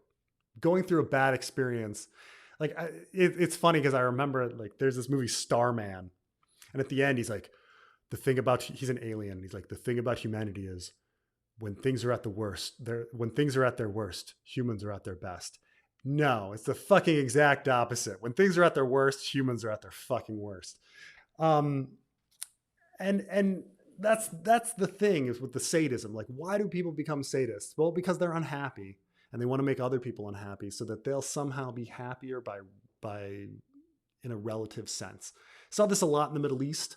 Like, why do they treat women so poorly there? And the answer is because they fucking are impoverished and have horrible fucking lives. And so it's like, well, at least I'm not that woman, you know? And so you know, treat the women in their village horrible because that's all they have. Somebody is at least one step below them, you know? So I think there's a bit of that. Like when people are unhappy, like, have you ever met a happy person who would go online and like want to own the libs? Like, yeah, fuck yeah. Have you met anybody that's like legitimately happy? not a Trump supporter. No, Right. That's the thing is they're all miserable fucks. they You know, are. I'm not Even when saying they I'm the win, they're happiest miserable. human being on the planet, but like, I don't know. You're pretty happy. well, I am. But I've really like I have an exceptionally blessed life. Okay, I understand that. It's not that I don't have like I don't get down. I do, but like, yeah, no, I'm pretty happy. But like, This is probably not as happy as I think I should be, but I'm pretty fucking happy. But I don't feel like I don't get any like Schadenfreude or whatever or sadistic pleasure from like being mean to somebody anymore. I don't feel compelled to do it anymore. Um, this is the thing that the people going, yeah, fuck you, pressing Trump won. This is what they don't understand is that Trump's win does not affect you at all. You're going to be fine. Financially, you're off great. You're married to your wife. You got kids. You have a very great oh life. yeah, You didn't vote for Kamala for your benefit. You voted for the benefit of your neighbors. And that's the thing, the huge difference between you and the average Trump supporter. They're not voting to benefit themselves. They're voting to disenfranchise someone they've never met. That's the right. I mean, huge difference. I'm legitimately feeling bad for everybody else and like my own children's future. Like it's I don't care. Like me, I'll be fine. You know, I'm completely And fine. I keep seeing this a lot with liberals. And I say this to all of them, and I say this to you. I say this to everybody. Please stop showing some level of empathy for the dumb fuck voter out there who doesn't know how badly they fucked up by voting for Trump. No more of Right. this giving these guys like no more empathy for these people. Like stop giving them that. Yeah. It's there's this the other thing that also pisses me off, and I'll bring this up, is some people are like, well, you know, it's Kamala's fault, and maybe the Democrats need to look in the mirror because she wasn't appealing enough. And it's like, at the same time, would you, like, for all these obese motherfuckers, do obese motherfuckers sit around going, if only the broccoli company would make broccoli taste better? You know, if only the health foods were like made their food more enticing to me, I wouldn't be fucking obese. You know, like at some point, like the person making the choice, who is the voter, is to blame for something. You know, like you're offered that choice. Do you want a fucking like carrot sticks or do you want Cheetos? And they're like, Cheetos. You're like, maybe if carrot sticks were more enticing, maybe if carrot sticks tasted better. Like at some point, like it's the fucking like choice maker's fault. And so I do blame the American voter for being idiotic, idiotic, dumb, dumb, dumb. We all lost. They just don't know it yet. Yeah, yeah, yeah. Humanity lost. Humanity lost. It's a sad day. Very sad day. It hasn't even begun. It hasn't even begun. We are fucked.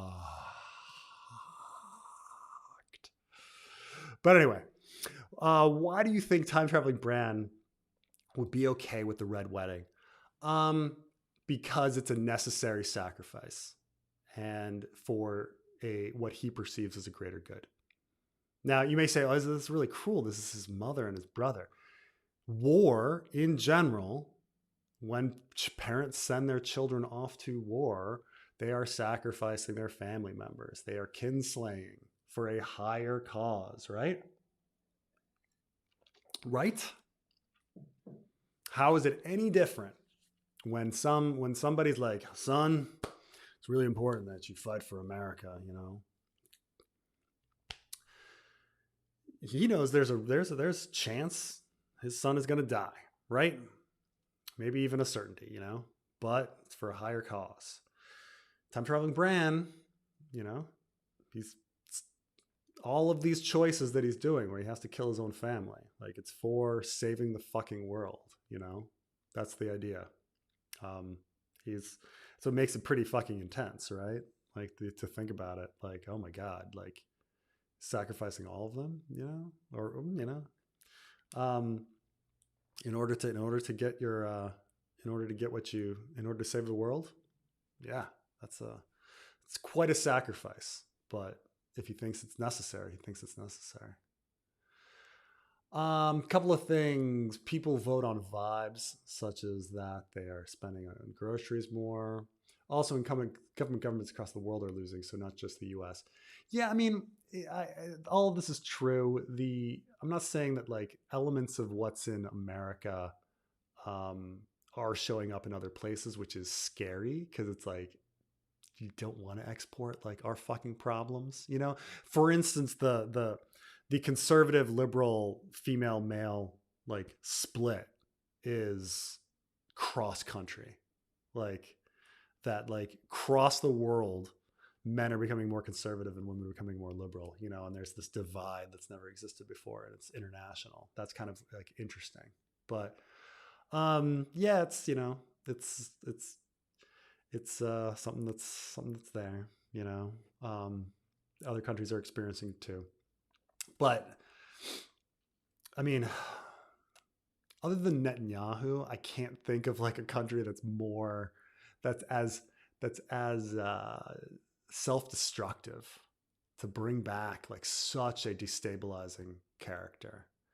And there's a lot of people that believe in that whole like, we got to get out the cabal, and they see Trump as somehow they see throwing power in the hands of billionaires as getting rid of the cabal and the world order that needs to be changed somehow.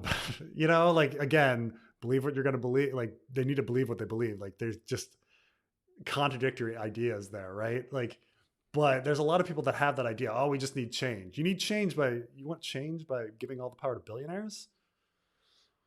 Okay, dude. Okay. Like, all right. Too many tamales.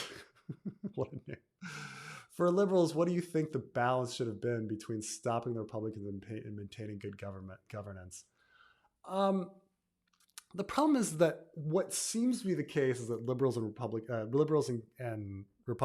even know if I can call them conservatives, like, vote on different things. And liberals are, I mean, the Democratic Party is the big tent party. And you're talking about all these tiny little fringe issues, while, the Republican Party is, for the most part, a cult of Trump, and the religious freaks, the assholes, and the selfish pricks. Like, it's essentially that, right? You got those three. You got the selfish pricks who want the tax cuts. You've got the religious freaks who just want to, ban abortion and have, publicly funded religious schools. And then you've got the fucking assholes who just want to fucking own the libs and be fucking dicks, right? And the cult of Trump, right? You got that. It's fairly simple. But describing the Democratic Party, it's 1,000 things. It's 1,000 fucking things. You got these environmentalists and the union people, and you've got people that care about healthcare, and you've got minorities and each little minority issue and what they care about. And it's so many little things. And it's very, very difficult to balance it all. So I don't know. I don't have the answer. on I thought Kamala, had a great campaign. I don't have ideas on how to be better. I know a lot of people come out of the woodwork and they're like, the reason Democrats lost is they didn't do what I wanted. And you're like, no, that's not it. Like, had they been, more pro-Palestine, it would have worked. No. Had they been more pro-union? No. Like, all these little things, you're like, probably not. Because you're always losing a little on this side and gaining a little on this side and all these things. So it's hard. It's really fucking hard. I mean, it was really good turnout in the turnout for Kamala in the swing states was higher than for Biden last election. So it's not that in the states that matter there wasn't massive turnout. Like, she did better than in the states that matter. Kamala did better than Obama. She did better than Biden. It's just that it wasn't enough. It wasn't fucking enough. So I don't know. I don't have a good answer. I don't have much hope. I just don't know. Like, I can come up with like Cope stuff again. Like, you take Congress in 2 years, and maybe Trump will die. It doesn't matter. There's going to be some other fucking grifter. How's your Spanish? My Spanish is, this is what I can say about my Spanish. I can get anything I need. I can have all the conversations I need. I just sound like a fucking moron doing it. That's it. That's where I am. Like, I'm not conjugating things correctly. I'm not using, like, my grammar is all fucking off, but everybody understands me. They just think I'm a fucking idiot.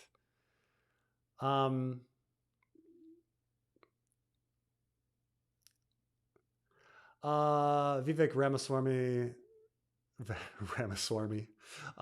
will ultimately be Musk's scapegoat. One crazy or controversial Doge policy too far, and Musk will throw Ramaswamy to the wolves.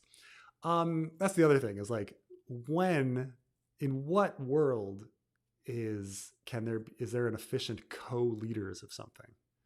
Like, right from the beginning, you're like, that's weird. Again, this is a bone that, like, Trump has thrown to Musk. what he doesn't want to give any of this power to this person. He just, and if the person starts acting too big for their britches, if like the best way to like get to Trump's ego is to be like, start calling it President Elon. If you start calling him President Elon, Trump will dump him in a second. Like, he does not want to share the spotlight. So I don't know. There's the I do predict that there's going to be massive disputes, and that's another cope thing. Like they'll fight amongst themselves, and hopefully that'll prevent damage. But they could cause damage and fight amongst themselves at the same time too. So I don't know.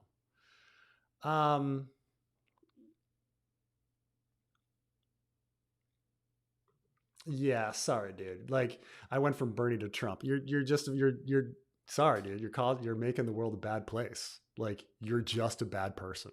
Like the guy tried to overthrow the government. Like I'm sorry. Like like I don't want you around. Like like you're uneducated. You are. Like you're just fucking wrong. Like I'm sorry. Like like it's to the point where like I'm not apologizing. Like when people are like, I'm an immoral person. Like I supported a fucking Nazi. Like what am I supposed to do? Like am I gonna fucking sugarcoat it? Like on this age that we're heading into? Like and be like, well, it's okay. That no, there's good reasons for no, there's not. There's no fucking good reason for supporting Trump. Zero, none. He's done so many fucking horrible, dreadful, catastrophically bad things that it's just like, oh my god, like what I'm like done fucking like tolerating it, like and like making fucking excuses. You're a bad person. Like political decisions are moral decisions. They have human consequences. And when somebody's saying I want to create like camps to round up undocumented workers to deport them, like what? Like you're voting for someone who's pro concentration camp? Like pro concentration camp. He tried to overthrow the US government. Like he said the last election was was that everybody cheated and that it was a sham. Like how can I fucking like even like sit here and like try to even like understand you? Like you're like there's no truth for you. There's no fucking truth. There's no morality for you. You're fucking gone. Oh man. Oh, Don Bacca. Repeating the beach lie, pathetic. Oh, they're gone too. He said that. I fucking watched the like at a million times. Like we should look into like injecting bleach into like what the fuck? We didn't fucking like you think I didn't fucking see it? Like like the fucking gaslighting me? Like I didn't fucking see the fucking injecting bleach into people like line? Like what the fuck? Like we all fucking saw it. Trump is the boogeyman.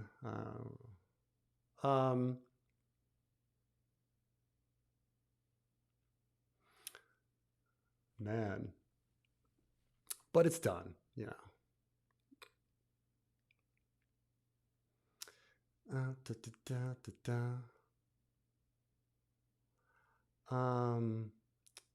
let's see here. Where are we? Am I almost to the end? So, Carmine, what's been happening lately? Oh, things and things. I got a couple of topics for the next stream. I'm just Oh, gathering them up. man. This motherfucker. No, it's not. Abortion is murder. Okay, dude. All right. Whatever fucking God's law you believe in, dude. All right. But even that's not even consistent because like the religious community didn't even take on this belief until like the late 70s. Oh my God. These people don't even know what they fucking believe. Read any Brandon Sanderson? I have not really. I mean, I've read pieces of Brandon Sanderson, so I know what his writing is like, but I haven't actually read a Brandon Sanderson like novel, like cover to cover.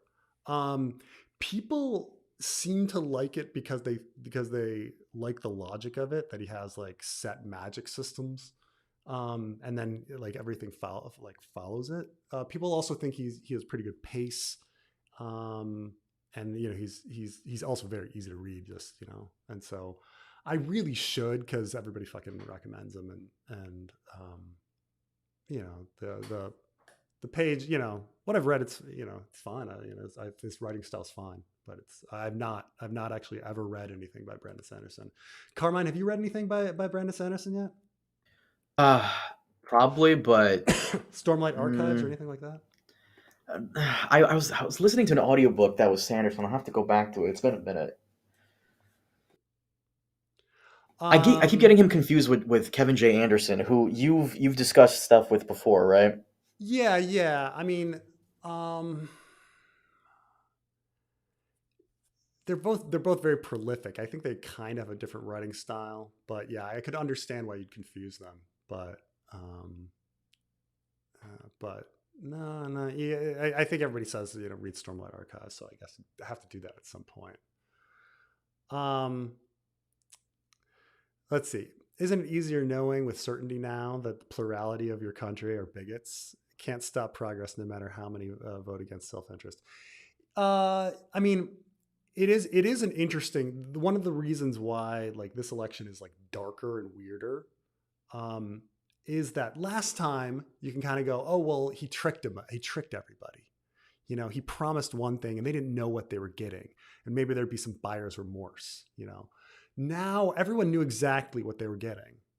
Like everybody knew exactly what happened last time. It was a fucking chaos, horrible situation last time. Um, Dreadful. I mean, women are literally like dying in Texas because they can't get abortions for ectopic pregnancies and shit like this. Like it's just like families were literally separated. Like like by the way, like 900 of those, they never found the kids. Like they never matched the kids to the parents. You know, like the government, like 6 people like lost their lives, like on when he tried to overthrow the Capitol and like fucking smashed in all the windows. And like there's so many fucking things, and not to mention the fucking Middle East and how he fucking destroyed the Middle East and the two-state solution with the Palestinians and fucking like everything. And like it's and weakened NATO and all these fucking things. I mean, NATO got pretty strong recently, I guess, a couple more members, but just like selling out Ukraine, getting impeached twice, like all this fucking shit that people, and everybody knows it. Everybody knew it, and they fucking did it anyway. So there's no, like, you can't make any fucking excuses for the people. Like you can't. They knew exactly what they were doing. He marketed himself as a destroyer, and that's what people wanted. Like he didn't hide it. He's fucking said like, I am going to use the military to round up undocumented people and put them in concentration camps and then try to like deport them. Like concentration fucking camps, man. Like it's just how like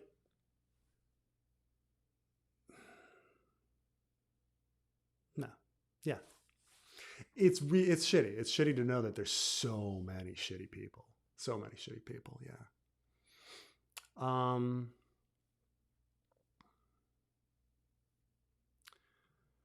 Oh, I'm sorry. Did I get that last? Yeah, Carmine is wrong. Majority voted for their own pockets based on vibes, not to own the libs, to be above others. Who does a Latino want to be above?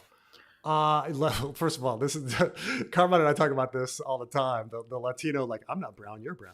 I'm not brown, you're brown. like I've Latinos told are this story very a bunch of self-conscious. times where my black friend went to India and he, was telling an Indian guy who was buying whitening cream, like, "You're brown, you're black, be proud of it." And the guy gets very offended. I'm not black. You're black. I'm not black. But can I ask you this? What's more American than coming from a poor country? What's more?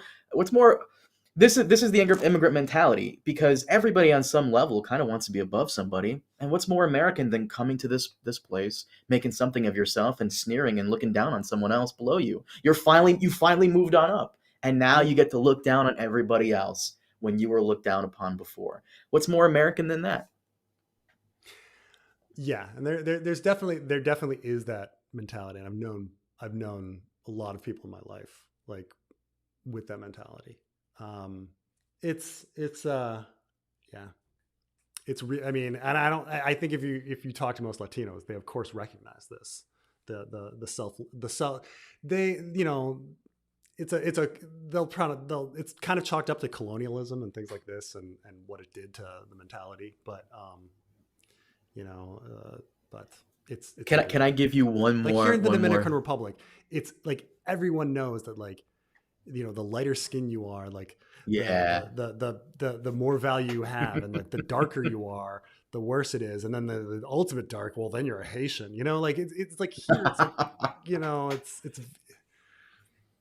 all Can I give you one more story on this? My buddy sure. Manny from Florida, he's Puerto Rican. He's a little light skinned, but he started dating this one woman, blonde, white, blue eyes. And the Mm. moment his dad, who's a Puerto Rican, found out, he said to him, "Good on you, son, bettering the race. Good on you."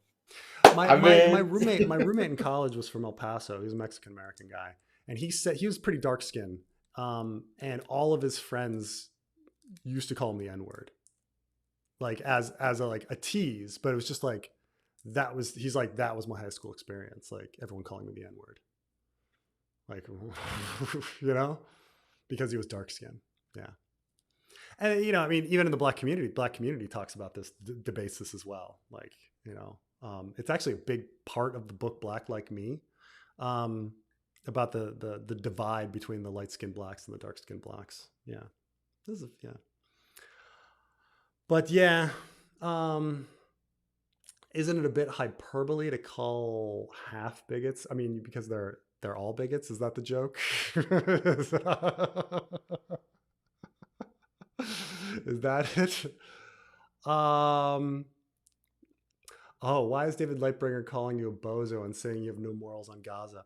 Because he doesn't know what he's talking about. Like David Lightbringer, like we had a little spat on Twitter, where he was saying he wasn't voting for Kamala because um, uh, because of genocide, and it's like I just put it before. I'm like, but Trump is so much worse on Palestinians, and he was like, "What do you like?"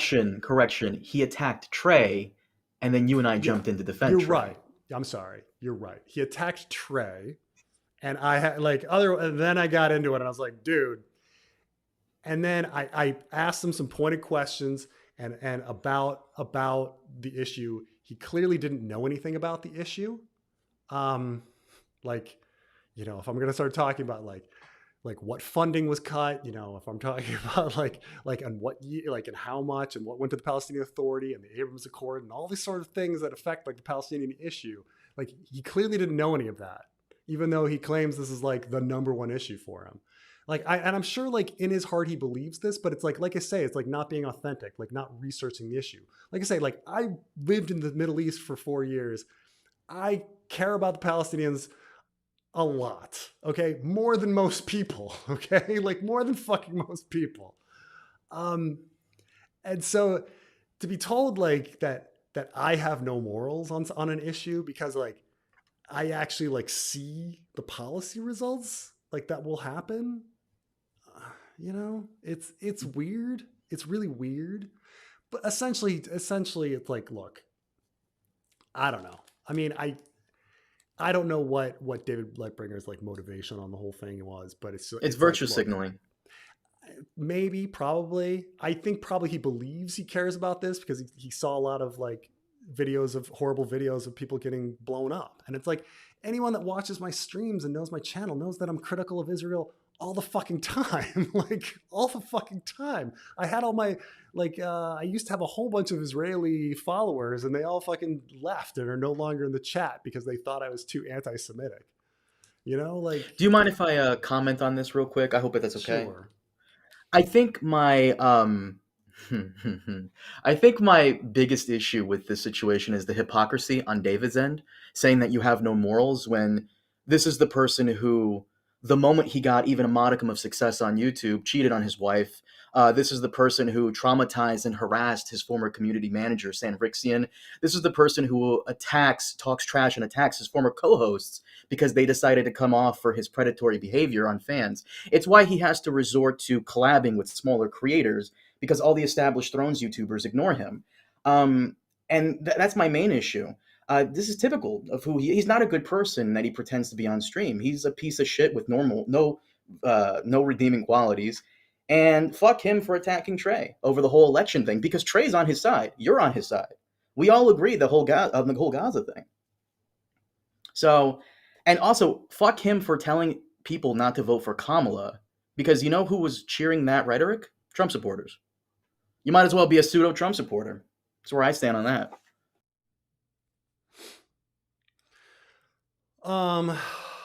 What does Rob's end game? What does Rob's end game brand the world? Why does the North need to be weak and defeated when winter comes? I mean, I'm trying to figure out the entire timeline here on because if Rob comes home, Bran doesn't go north and he doesn't develop his ability when he does. Rob needs to not come home. Rob needs to not go north because Bran needs to be in the crypts to have his eye awoken so that he can have his abilities at a younger age. You know, that's it really. He needs to do that because had the Red Wedding not happened, like, well, I mean, let's see, the Red Wedding happens in a Storm of Swords. I'm sorry, hold on, I've got to rethink. Embarrassing. But still, if Rob's heading north and let's say he does the Red Wedding, he goes through Moat Cailin and he retakes the north, I guess Bran turns around. He hears about Rob's success and he turns around and he doesn't go to the cave. He at least doesn't go to the cave and he doesn't develop his abilities there. He still opens his eye in the crypts. But I guess it would have to do with like Bran's development. Anyway. A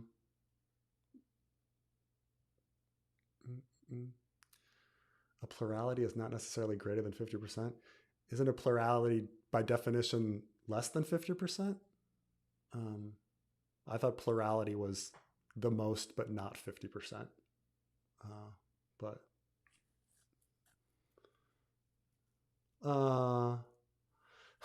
P.S. I also love carnitas. Yeah, my carnitas comment was that we shouldn't let perfect be the enemy of good. And so I made a joke that like I'm so disappointed that I don't get a blowjob every time. Like, damn Chipotle for not giving me a blowjob every time I go get carnitas, you know.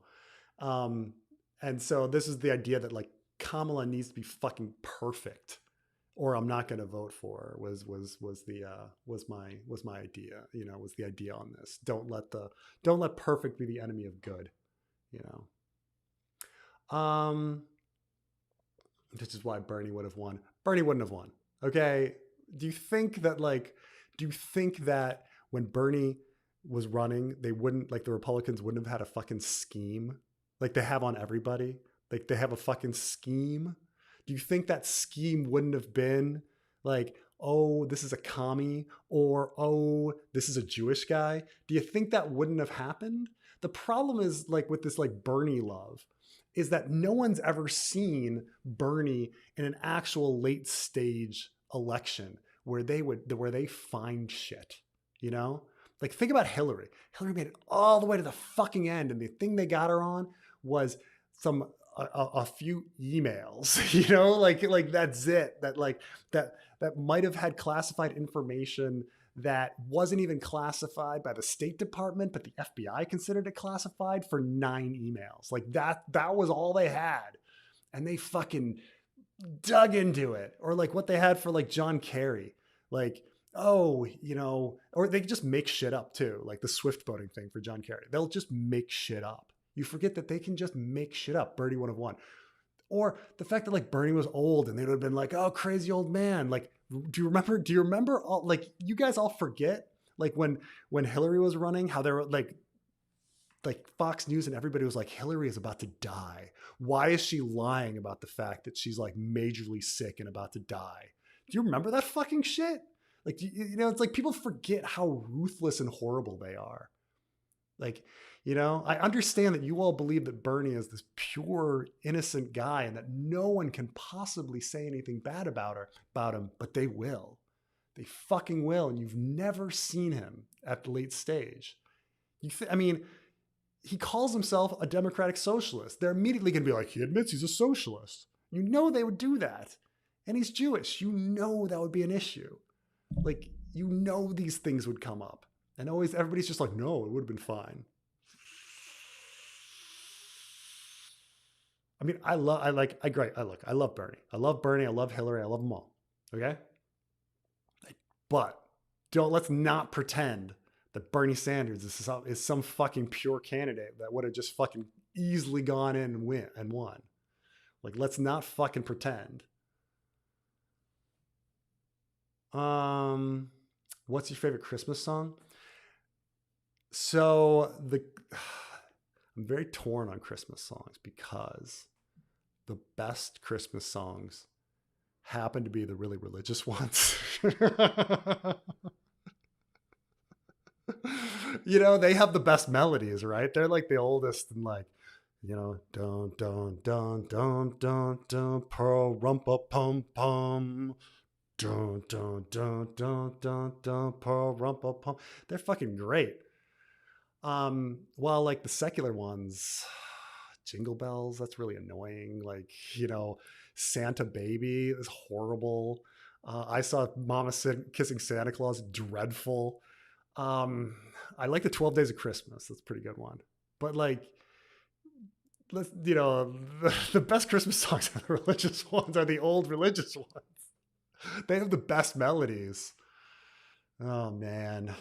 I don't know. You agree, Carmine? You have any statements on the best Christmas songs? No, I don't want. I hate Christmas songs so much. It's just growing up it's always been ingrained in you, and now the Mariah Carey thing. It's her Christmas song is an infinite money glitch. Just so sick of it. Yeah. All's fair in love and war. Best quote from America. I guess. Preston, don't judge a person's personality based on their vote. Maybe they really don't believe Trump is that bad, or I freaking hope so, at least. That's the thing. Well, like, then they're fucking like just stupid. Like, how can they not? I just don't get it. Like, how can they not? Like, So, my buddy Brandon, who is the only Trump supporter I know, I've known him for 10 plus years. He firmly believes Trump is trying to be a good president. And when I say, well, Trump is in there to enrich himself, his argument to that is, and he believes this, he's not grifting, not a joke, he firmly believes this.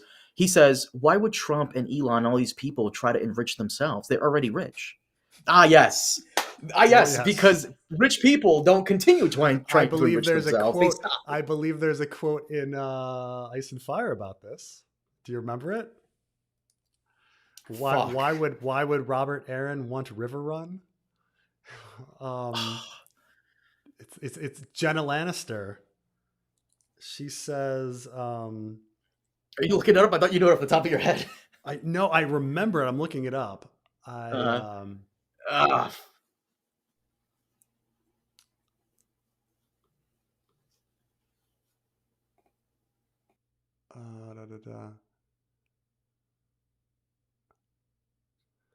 my god, I need to find it. It's this issue immediately. Let's see. What is it? Because I know if I look up River Run as the thing is, it's just there's too many River Runs. But let's see, Lord of River Run, Lord of River Run, River Run, River Run. Oh my god. Something about, here we go. I found it. Jamie remembered Jamie 5, A Feast for Crows.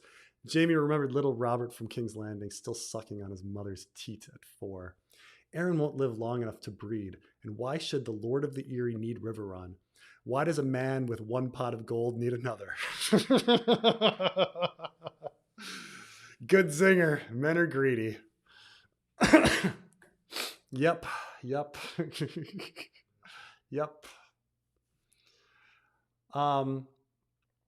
topic for stream podcast, Wicked the movie. Um, my wife was a huge Wicked fan. She was a huge musical fan in general, and um, and so they and so it's like I think from like she's interested in seeing it definitely, but it's just like it's two movies and how are we gonna find the time and things like that. Like she definitely wants to see it. Um, and she really thinks it's a great musical.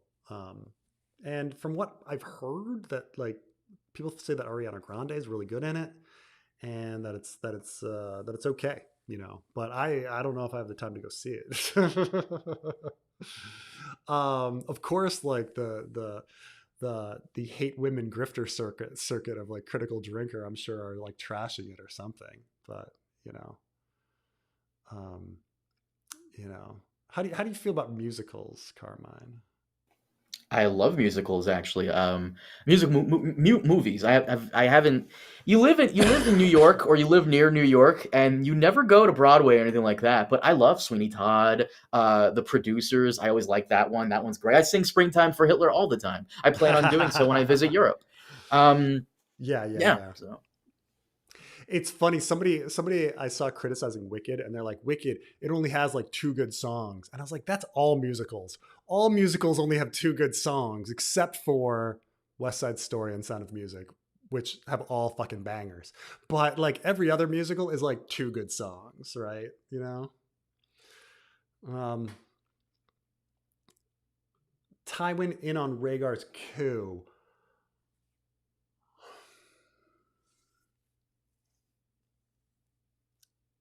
I don't think so. Like if we presuppose that Rhaegar had a coup, like Varys was saying. Okay, so we imagine that Oswell Went is in on it, and that he is going to be talking to his kin to organize the Harrenhal tourney. And then we can maybe think that the Danes are in on it. Um, and then we start thinking like, all right, who does Ashara Dane talk to at the dance with? Like, um, are the Martells in on it? Because Elia is going to be part of it and things like that, and how are we going to bring in the North and things like that? Are they going to be in on the coup? Um, but we don't hear about any interaction with Lannisters at any point. Um, even when we hear about Jamie fighting the Kingswood Brotherhood and them finding all of that gold that was getting transported. Jamie doesn't bring up knowing anything about Rhaegar's coup or what that gold was for or anything like that. And Jamie's on the inside, so he seems to be out of the loop. And so like it seems like Rhaegar had at least Oswell went in on it. So he at least seemed to have his Kingsguard in on it, but he didn't want to bring Jamie in. And if you were trying to bring the Lannisters in, you'd think he'd want to get Jamie on board. So I don't see any evidence of the Lannisters being in on Rhaegar's coup. I'm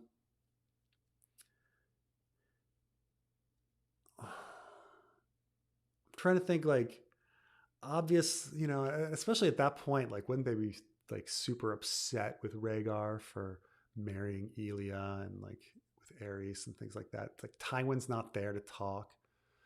I'm trying to think of anybody like how they would have communicated. Like the best way to communicate on the coup would be to bring Jamie in, and they don't do it. So, and Tywin's not there. Cersei's not there. So like I don't see how they could be in on the coup, and I don't see any evidence of them being in on the coup. But yeah. Mm-mm-mm-mm-mm.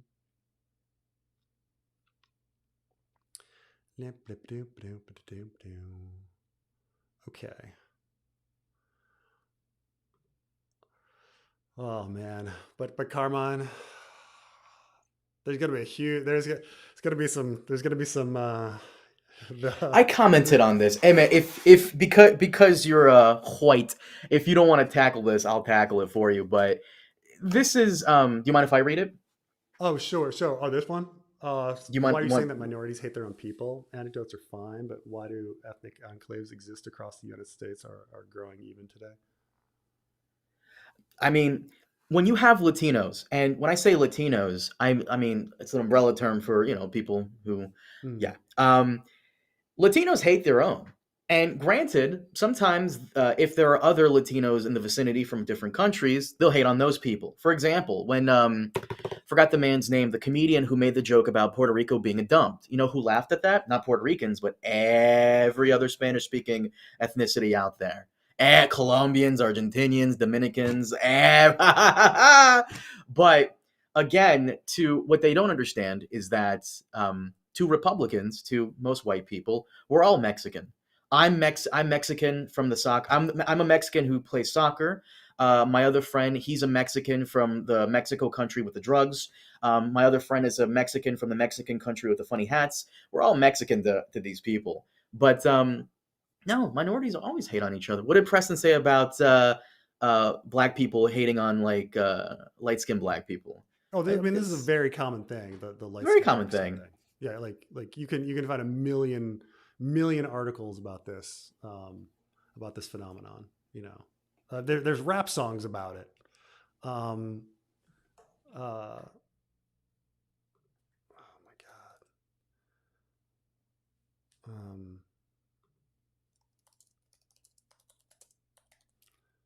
What was it? Who is it? It's It's internalized racism. right. Like I put in dark skinned girls rap. Is in female rap, is it easier for light skinned rappers to pop before dark skinned ladies? You know, like I can't even like find, but I remember being in college listening to like this rap song about dark skinned girls um, versus light skinned girls and stuff. It's like there's some crazy stuff, man. It's and this is the fucking whole world, you know. If you've ever been to Southeast Asia, they have skin bleaching creams in pharmacies. They're very popular. Like it's much easier to find skin bleaching creams than say sunblock if you go to a pharmacy in like Thailand or the Philippines or something. Like really all sorts of like weird things that exist in this world. Um, oh my gosh, the Filipina nose jobs in order to try to make them pointy. When I went to the Philippines, they had this thing called the Cleopatra 9000, which are these little springs that you put in your nose to make it pointier. Holy Yeah, shit. yeah. Well, this is a real issue. I remember back in the day when Bolsonaro, Tropical Trump, was coming in and he won the election in Brazil. He at one point said that he'd rather his son die in a fire or in a car crash than marry a black woman. Bolsonaro still got at least more than 40% of the black vote in Brazil. Internal racism is a real thing. It just Yeah. is. But yeah, this is like the example, like the nose surgeries and stuff like that. Try to give themselves the pointy noses. Try to not give themselves an Asian nose. Yeah. I mean, this isn't coming from anywhere. Like everybody fucking knows about this shit. Like, um, but yeah, it's like this. Oh my gosh. Oh man. I mean, it's ridiculous. I mean,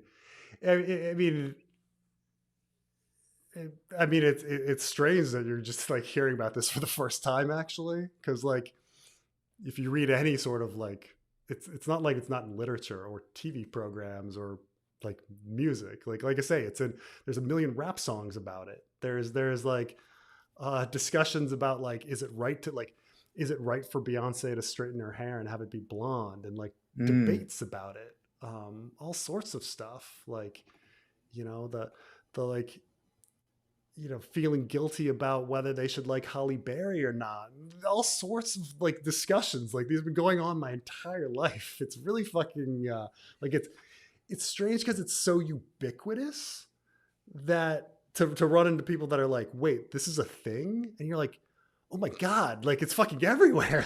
Like somebody being like, wait, like at this point to be like, wait, are you saying that I've never heard of this stereotype that about fried chicken and watermelon, and you'd be like, what?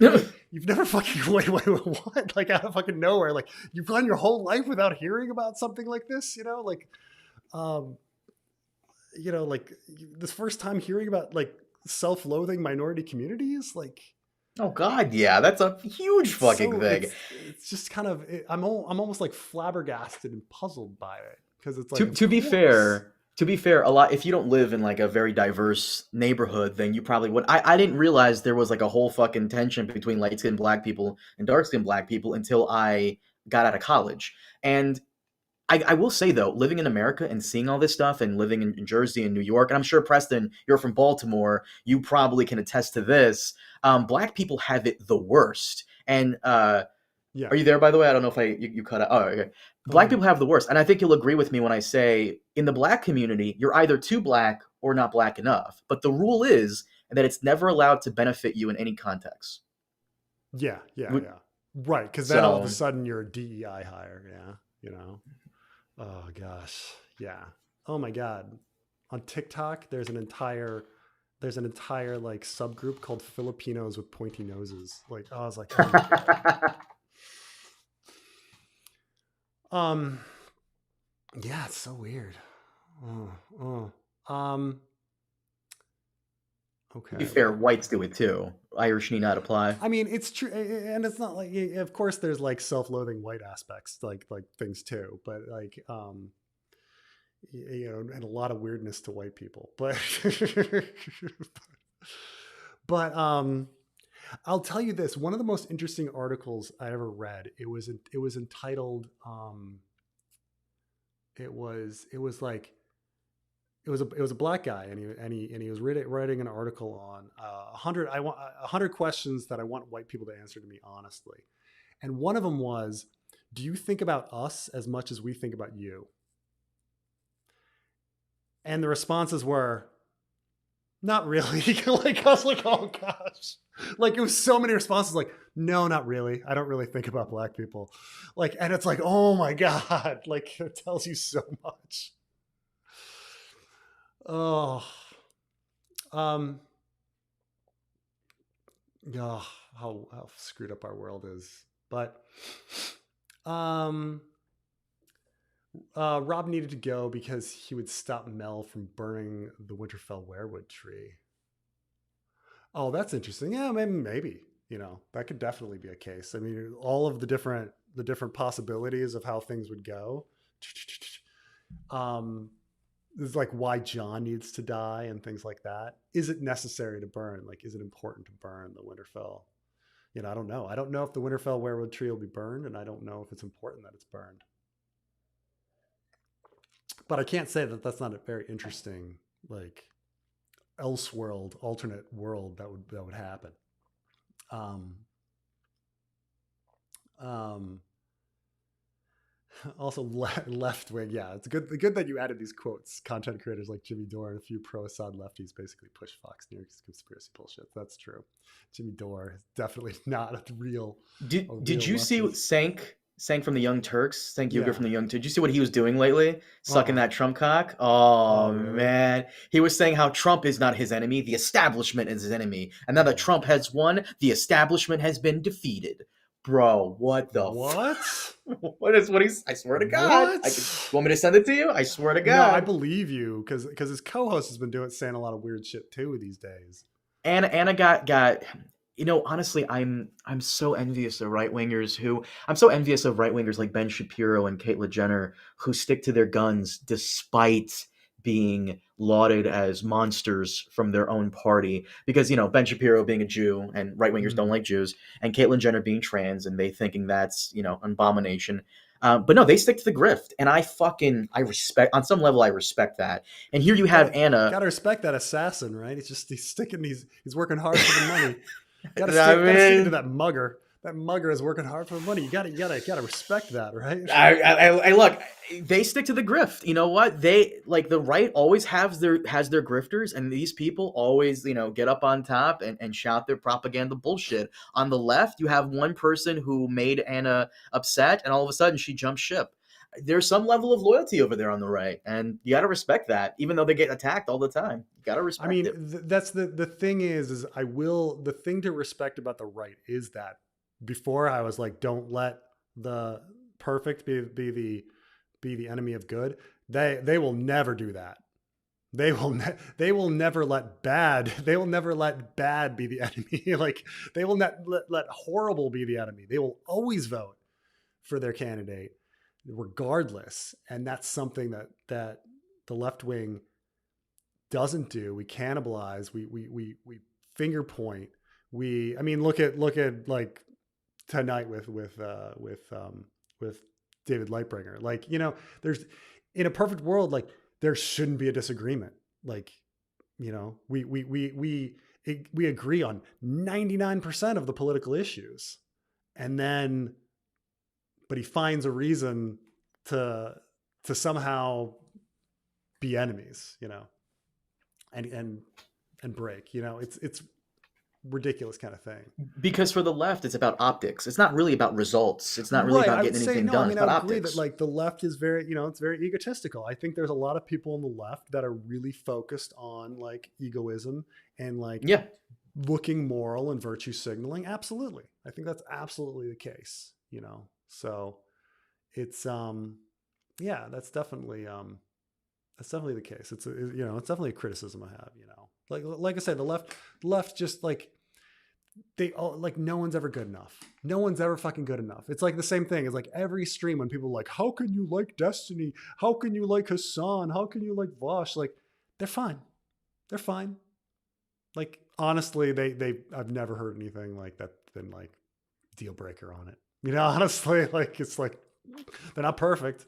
They're definitely Not not to perfect. not to keep bringing up the Gaza situation before, but a while ago I had an issue with this on Twitter specifically because people keep trying to do a gotcha moment on you and me about the Mhm. Gaza stuff. It's like we've already made our position on Gaza and Israel and Mhm. Netanyahu clear multiple times. I shouldn't have to keep telling you this, especially if you're a Right. viewer, if you're a subscriber, if you're a quote unquote fan, like you guys like to say you are. You should know our positions on the matter. There was this one streamer a while back who said what Columbus did to the Indians was fucked up. And then a Mhm. very, very, very, very, very small minority of his fans were like, actually, they're called Native Americans. You should apologize. And he acquiesced. He apologized. But the moment he did, those people, they got the power. They Now got they the get to power. have him fucking Yeah. I monkey mean, that's the anytime other they thing want. left is the other thing that right has learned, never apologize. Double Mm, down. true. I saw an interesting video the other day. This is really fucking interesting because I was thinking about it made me think about Serenity. And this was on like the movie Serenity doesn't work anymore. And it's like, really? Like, cause fucking love Firefly. And I thought Serenity was a great movie. It But then he was, yeah. explained like Serenity doesn't fucking work. Like it's a dumb movie now. I was like, what? If you remember, I'm gonna ruin this movie for you people, but like at the end of the movie, they get a film where a scientist is explaining that they tried to introduce a gas to calm the population to make them to decrease crime, and it worked on most people, but like it caused a certain percentage to become reavers, these crazy evil people. And so and the government like tried to suppress this video and stop this video from coming out, and then the antagonist of the movie at the end like decides to quit the government and like go off because like the video convinced him that he'd been fighting for the wrong side and all of this. And you're just like, wow, you're completely right. Like in our world, they'd be like, that was deep fake, and they would double down, and half the people would be like, good, we should have like gassed people to try to manipulate them, and like there would True. have been nothing would have changed. Like, you know, like it is really like it doesn't represent humanity anymore. Like the Serenity movie, like it's so optimistic about how human beings like deal with like like revelatory data, like it's just no. They just be like the government would just be like no, like no, that didn't happen. That's a deep fake, and people would just be like yeah, or they'd be like who cares if it's real. I was like oh man, that's so true. the movie doesn't work. Fuck. That used to be a good movie.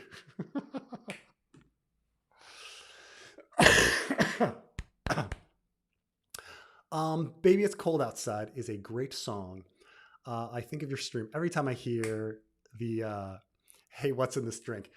I mean, I have learned to appreciate that song a little bit more. What Wisdom is specifically talking about is that originally this line, there's a line in, I've talked about this before, so I'm sorry for fans that have heard me tell this story before. But Wisdom is talking about is that in the song, she says, "Hey, what's in this drink? Baby, it's cold outside." And everyone's like, "Whoa, did that guy just drug her drink? Like, what? What's going on?" And it wasn't that. Like, at the time, like, as a like a faux, like, pretend we're gonna do something else excuse, kind of like, yeah, let's do Netflix and chill, when it really, like, let's go have sex. Like a girl being like, "Oh yeah, I'm too drunk," like, meant like, I get to stay and sleep with you, and like, that's my excuse, because socially I'm supposed to be pure, but I can be like, she's pretending to be drunk. She's like, "Oh, what's in this drink?" She's, because she wants to have sex with the guy, but it's socially not acceptable for her to have sex with the guy. So she's like, "What's in this drink? Now I can do what I want." And that was her out, essentially. So it's actually like a liberating song where the woman is doing what she fucking wants. She wants to fuck the dude. So she's like, "What's in this drink? I'm totally drunk. Let's," like, and so like, I now, like, once I learned like the context of the song and everything, I kind of like now do kind of like it a little bit, even though originally I didn't like it that much, but now I'm kind of into it. So, but it's exactly like Netflix and chill. Like, you can't say to somebody, "Hey, do you want to come over and maybe we'll hang out and have sex?" Like, you got to be like, "Let's watch Netflix and chill." Oh, like, you can't say like, "Oh yeah, no, I want to totally have sex with you." So she's going to be like, "What's in this drink?" That's it. That was the objection to every song in Hades Town is a fucking banger. I'll have to look up this, like, Hades Town. Hades Town? Oh, it's a musical. I've never seen Hades Town, but every song is a banger. Okay. I mean, I think a lot of songs are pretty good in Hamilton too. I fucking like a lot of the songs in Hamilton. I would say there's more than two good songs in Hamilton. Like, oh, like, uh, do I love every song in Hamilton? I'm thinking like Theodosia. I really love like "You'll Be Back." I love the Schuyler Sisters. Um, man, I got some good ones in that.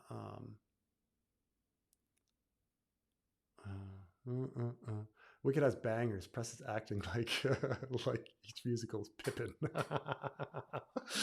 Wicked it's right now just is one of the like, highest rating musicals on Rotten Tomatoes. I think you might like it. oh, Wicked or Pippin? Wicked. No, no. People seem to people. I mean, like I said, my wife loves it. She thinks the whole thing is bangers. She loves it, um, but yeah, I was just like, I was just kind of making like, but I was just kind of making fun of that like the insult that it only has two good songs, when, like, like, when I think of Les Miserables, I can only think of two good songs, or like when I think of Cats, I can only think of two good songs. So like, having two good songs is like normal for a musical. Like, even musicals I really like, I'm trying to think, like Book of Mormon, if there's more than two good songs, you know, but I don't think so, like, that are real bangers. But yeah, no. Um,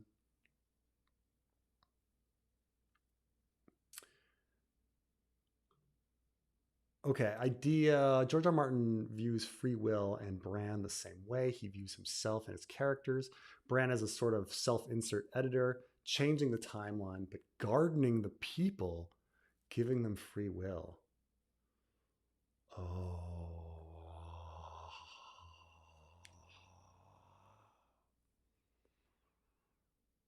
That's pretty good. That's pretty good. Because at the end, I mean, I'm thinking it as well with like that with the Tyrion speech at the end of um,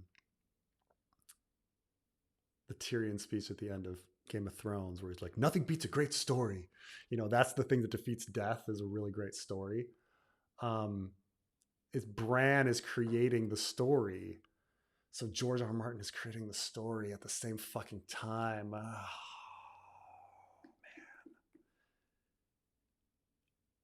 I mean, that's one of those things that like I don't know if George R. R. Martin thought of it, but it's just like it feels so true that it's like one of those death of the author truths, you know, like Bran is George R. R. Martin because he is crafting the story as George R. R. Martin is crafting the story. And like Bran, oh man.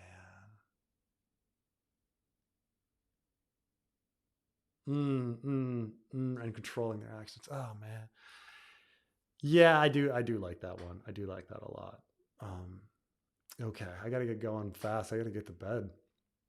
Do you think Already? I won't do it. I'm I sorry. know, I know. Do you think Brienne broke 5 year gap?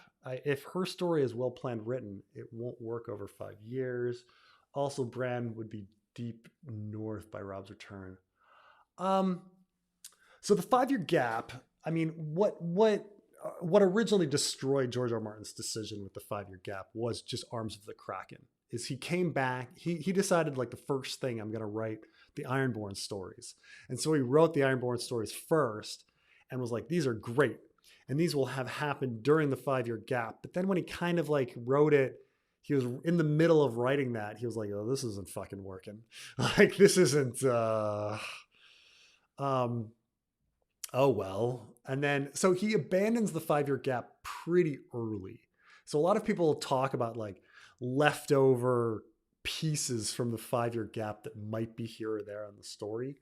And I don't know if there's too many. I think there's a somewhat compelling case about, you know, that Edric Dane was supposed to have have a bigger role with the 5 year gap, and therefore people say he's Darkstar, or like they made him Darkstar. But I don't know. Darkstar is also a very different from character from Edric Dane. But I do admit that like Edric Dane is a bit weird in the sense that if you look at the Game of Thrones appendix, Edric Dane appears in it um, as the only person in Dorne. You know, so pretty much. Um, Here, let me bring it up.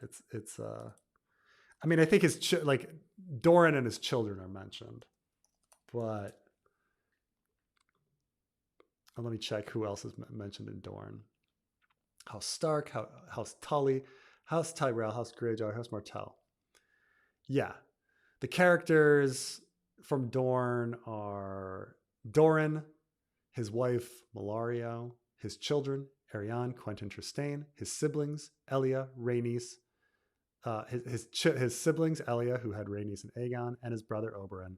His household Ariohota, Maester Calliote, and the Knights and Lords Bannerman Edric Dane. He's the only fucking like he's the only one listed. So like Edric Dane was supposed to be this huge character, as important as Hota, um, as important as Oberyn, you know, but nothing went on. So I don't know, like the Brienne story. I'm trying to think like how, because Brienne he does like he pretty much he finishes Brienne very early. It's very well planned, well written story. Like he's nearly done with Brienne by the time um, of the Dance with Dragons split. Um, and then he focuses on like everybody else, right? So and the Dance with Dragons split like you know, at some point he's in the middle of A Feast for Crows, and it's like fuck, I'm just gonna cut this off, right? Because he essentially had the Brienne story. So I don't know. I'm trying to think if there's how it would have come about. Like if there's anything in Brienne's story that could happen in a 5-year gap. It'd be really weird for her to be wandering around for 5 years, right? Like, but maybe there'd be so much flashback, so much stuff. Like Podrick would be an old man. Like Podrick would be, a proper squire age, like on the cusp of being a knight. It'd be so weird. I mean, I think in the end he just, I don't know. I think Arms of the Kraken, the door like broke him, had it like very early. He was like, no 5-year gap, it's done. And then he started thinking about Brienne. But I don't know if he was like, I don't think there's any evidence that he was writing Brienne and then broke the 5-year gap. I think it was all in the Ironborn story where it happened. And we are, oh my gosh, gotta get to the end. There's only 2 more super chats. Okay. Did I pass by something? What here? This is Brianna the 5-year gap. There's one from Dan the Man and Mr. Will. Okay. Why is Robert Warden and also still in the Eyrie at the time of the rebellion? He's of age and the Lord of Storm's End. Because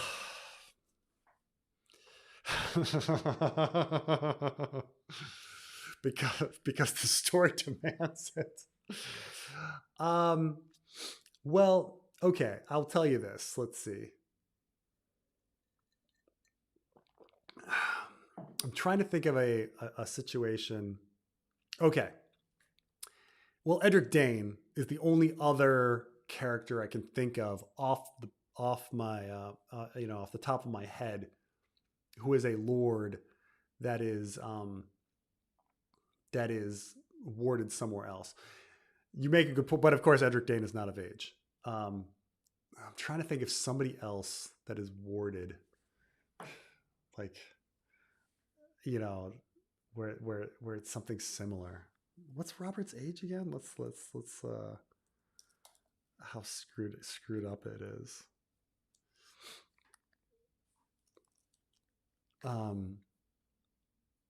Is there any possible explanation for this? It says, based on timelines, that people think that he was perhaps born in 628. Fuck, that makes him like 21. Oh, fuck. Oh man, that's really, it's not great. That's not great.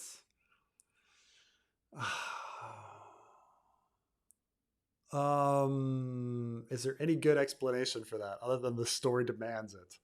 Carmine, what you got? You got anything? No, the story demands it. The story demands it. No, you're absolutely right that it's pretty rare that you see lords by themselves warded in other places. I mean, the example that we get is like, we have these examples of maybe like Alysanne Bulwer and Edric Dane and stuff like that, but they're all young. And then we get some we have some like older warded people, like Theon's 19, like that's pretty old, but like somebody that's 21 and a lord in his own right. And it's not like, even with Theon, that's more of a hostage situation. This isn't a like nice, like, oh, we're all friends, let's ward you. Oh man. Yeah, no, I don't think there's any good explanation. I think it's a straight, you're completely right. That's just a straight up plot hole.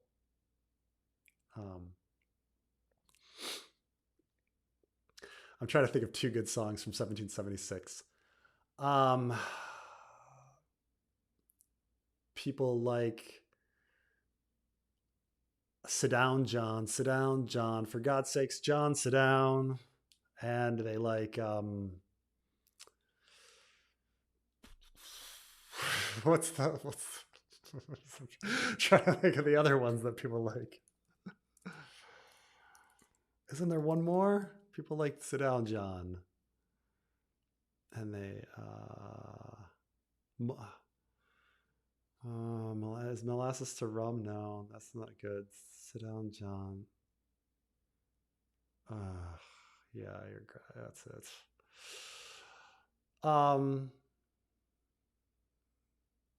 I haven't watched the interview with the Rant Vampire yet, except for the original. I watched that movie, but not the series.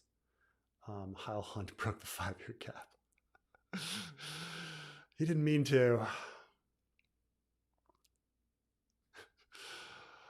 Travis Adelsauer spit is the most brain dead take it's possible to have. It's true. It's true. Which videos are more embarrassing to Destiny? Losing to Norman Finkelstein on Gaza Israel, having the leaked not safe for work videos this week. I guess the leaked ones are probably because because people will remember them more than the other ones, because people politics stuff people forget about pretty quick. But aren't half the videos like deep fakes, But anyway, Carmine, you looked through them all. How embarrassing are No, they? the fuck I did. Don't fucking listen to him. Why would you say that? No, the fuck I didn't. What the fuck? I told you about it that it happened, and you might see it on social media. You're like, they're deep faked. What the Yeah, fuck? he sent me one. I'm like, that's totally deep I faked. And he's like, sent you really? I was one like, of yeah, it's deep anything. faked. Don't listen to him. He's doing this to embarrass me. Preston, I read China is eyeing Taiwan more since the war in Ukraine began. Thoughts on losing the region and the number one semiconductor manufacturer? Um, I think that there's a theory going around that, based on a speech that was made dealing with like the 5-year plan of the PRC, that an invasion is happening in 2017 or 2027, and there's some people talk about Ukraine being the example and China watching it closely to see if the U.S. will support its allies and things like that. Um, all that's interesting, and I know I'm probably going to be in a minority opinion on this, but like Taiwan is incredibly difficult to invade. Like it's incredibly difficult to invade. It can only be done on certain months because the straits are rough, and China doesn't even have the the ships to do it and things like that. So I don't think that. Now, if you're talking about like an alternative situation where they blockade Taiwan and then try to uh, blackmail them into some sort of like agreement, I think that's more likely than an invasion. Um, but they, of course, everybody's watching Ukraine and taking lessons from Ukraine, like how much the U.S. and how much NATO and how much Europe is going to react and do things. So, um, but yeah, yeah. I mean, something like 95% of semiconductors in the world are made in Taiwan. They are. It's an incredible country. It's a vibrant democracy. Huge number of dual citizens. So it's a big deal. It's a big deal, and it'll be very interesting. If only, it would feel much better if there was a rational mind running America. So it's one of those things I feel very bad about, and and worry about. So it's too bad. Um, Robert liked the Vale and decided himself to stay. I mean, I guess that's the only thing, right? He just really liked it there. He didn't like Storm's End or something. Or okay, we want an in-universe explanation that he doesn't like ruling. So Storm's End, like Stannis was handling all of the business at Storm's End, and and so he was like, great, and I don't have to, and then I can just sleep with women in the Vale. I mean, I guess you could pull the John Aaron like argument that he doesn't like ruling, and being at Storm's End would be ruling. And so he was just like, nah, I'm going to stay warded as long as I want, like a lazy 5th-year senior kind of thing. I guess that's my explanation, but it's not a great one. It's not a great one. But yeah, I don't care. Yeah, I really don't care if Destiny is having sex with men. Who cares? I'm looking at these other things, but like that's the best argument they have, is that he's bisexual. Like, okay. So yeah, that was wasn't Robert in grief after his parents' deaths. I think they die sooner. That it's been um, I'm trying to think when like if they pinpoint when they died. Sometime around 279, they say they die. So it's been like 4 years since his parents' death, so he can't really use the grief aspect, So, oh well. Anyway, um, that's it, man. Thank you guys for being with me. Carmine, thank you for sticking with me here too. What a stream, man! What a stream! Thank you for Did it having me. get We're gonna it stream got it again got on my feisty? channel. This was probably spiciest stream Did it ever, right? though. Did it though. Hey, real quick, before you bounce, can you explain to the audience why, like, as best as you can without revealing too much, why you didn't really upload much or stream much this month? Well, I didn't have approval to stream from DR yet. That was it. Thank you. Yeah, because you need like tax related bullshit, whatever the Yeah, yeah. So so. it's fine. Yeah, but that's it. Yeah. So, all right, guys. I will talk to you guys soon, and I'll see you guys next time. Thanks a bunch.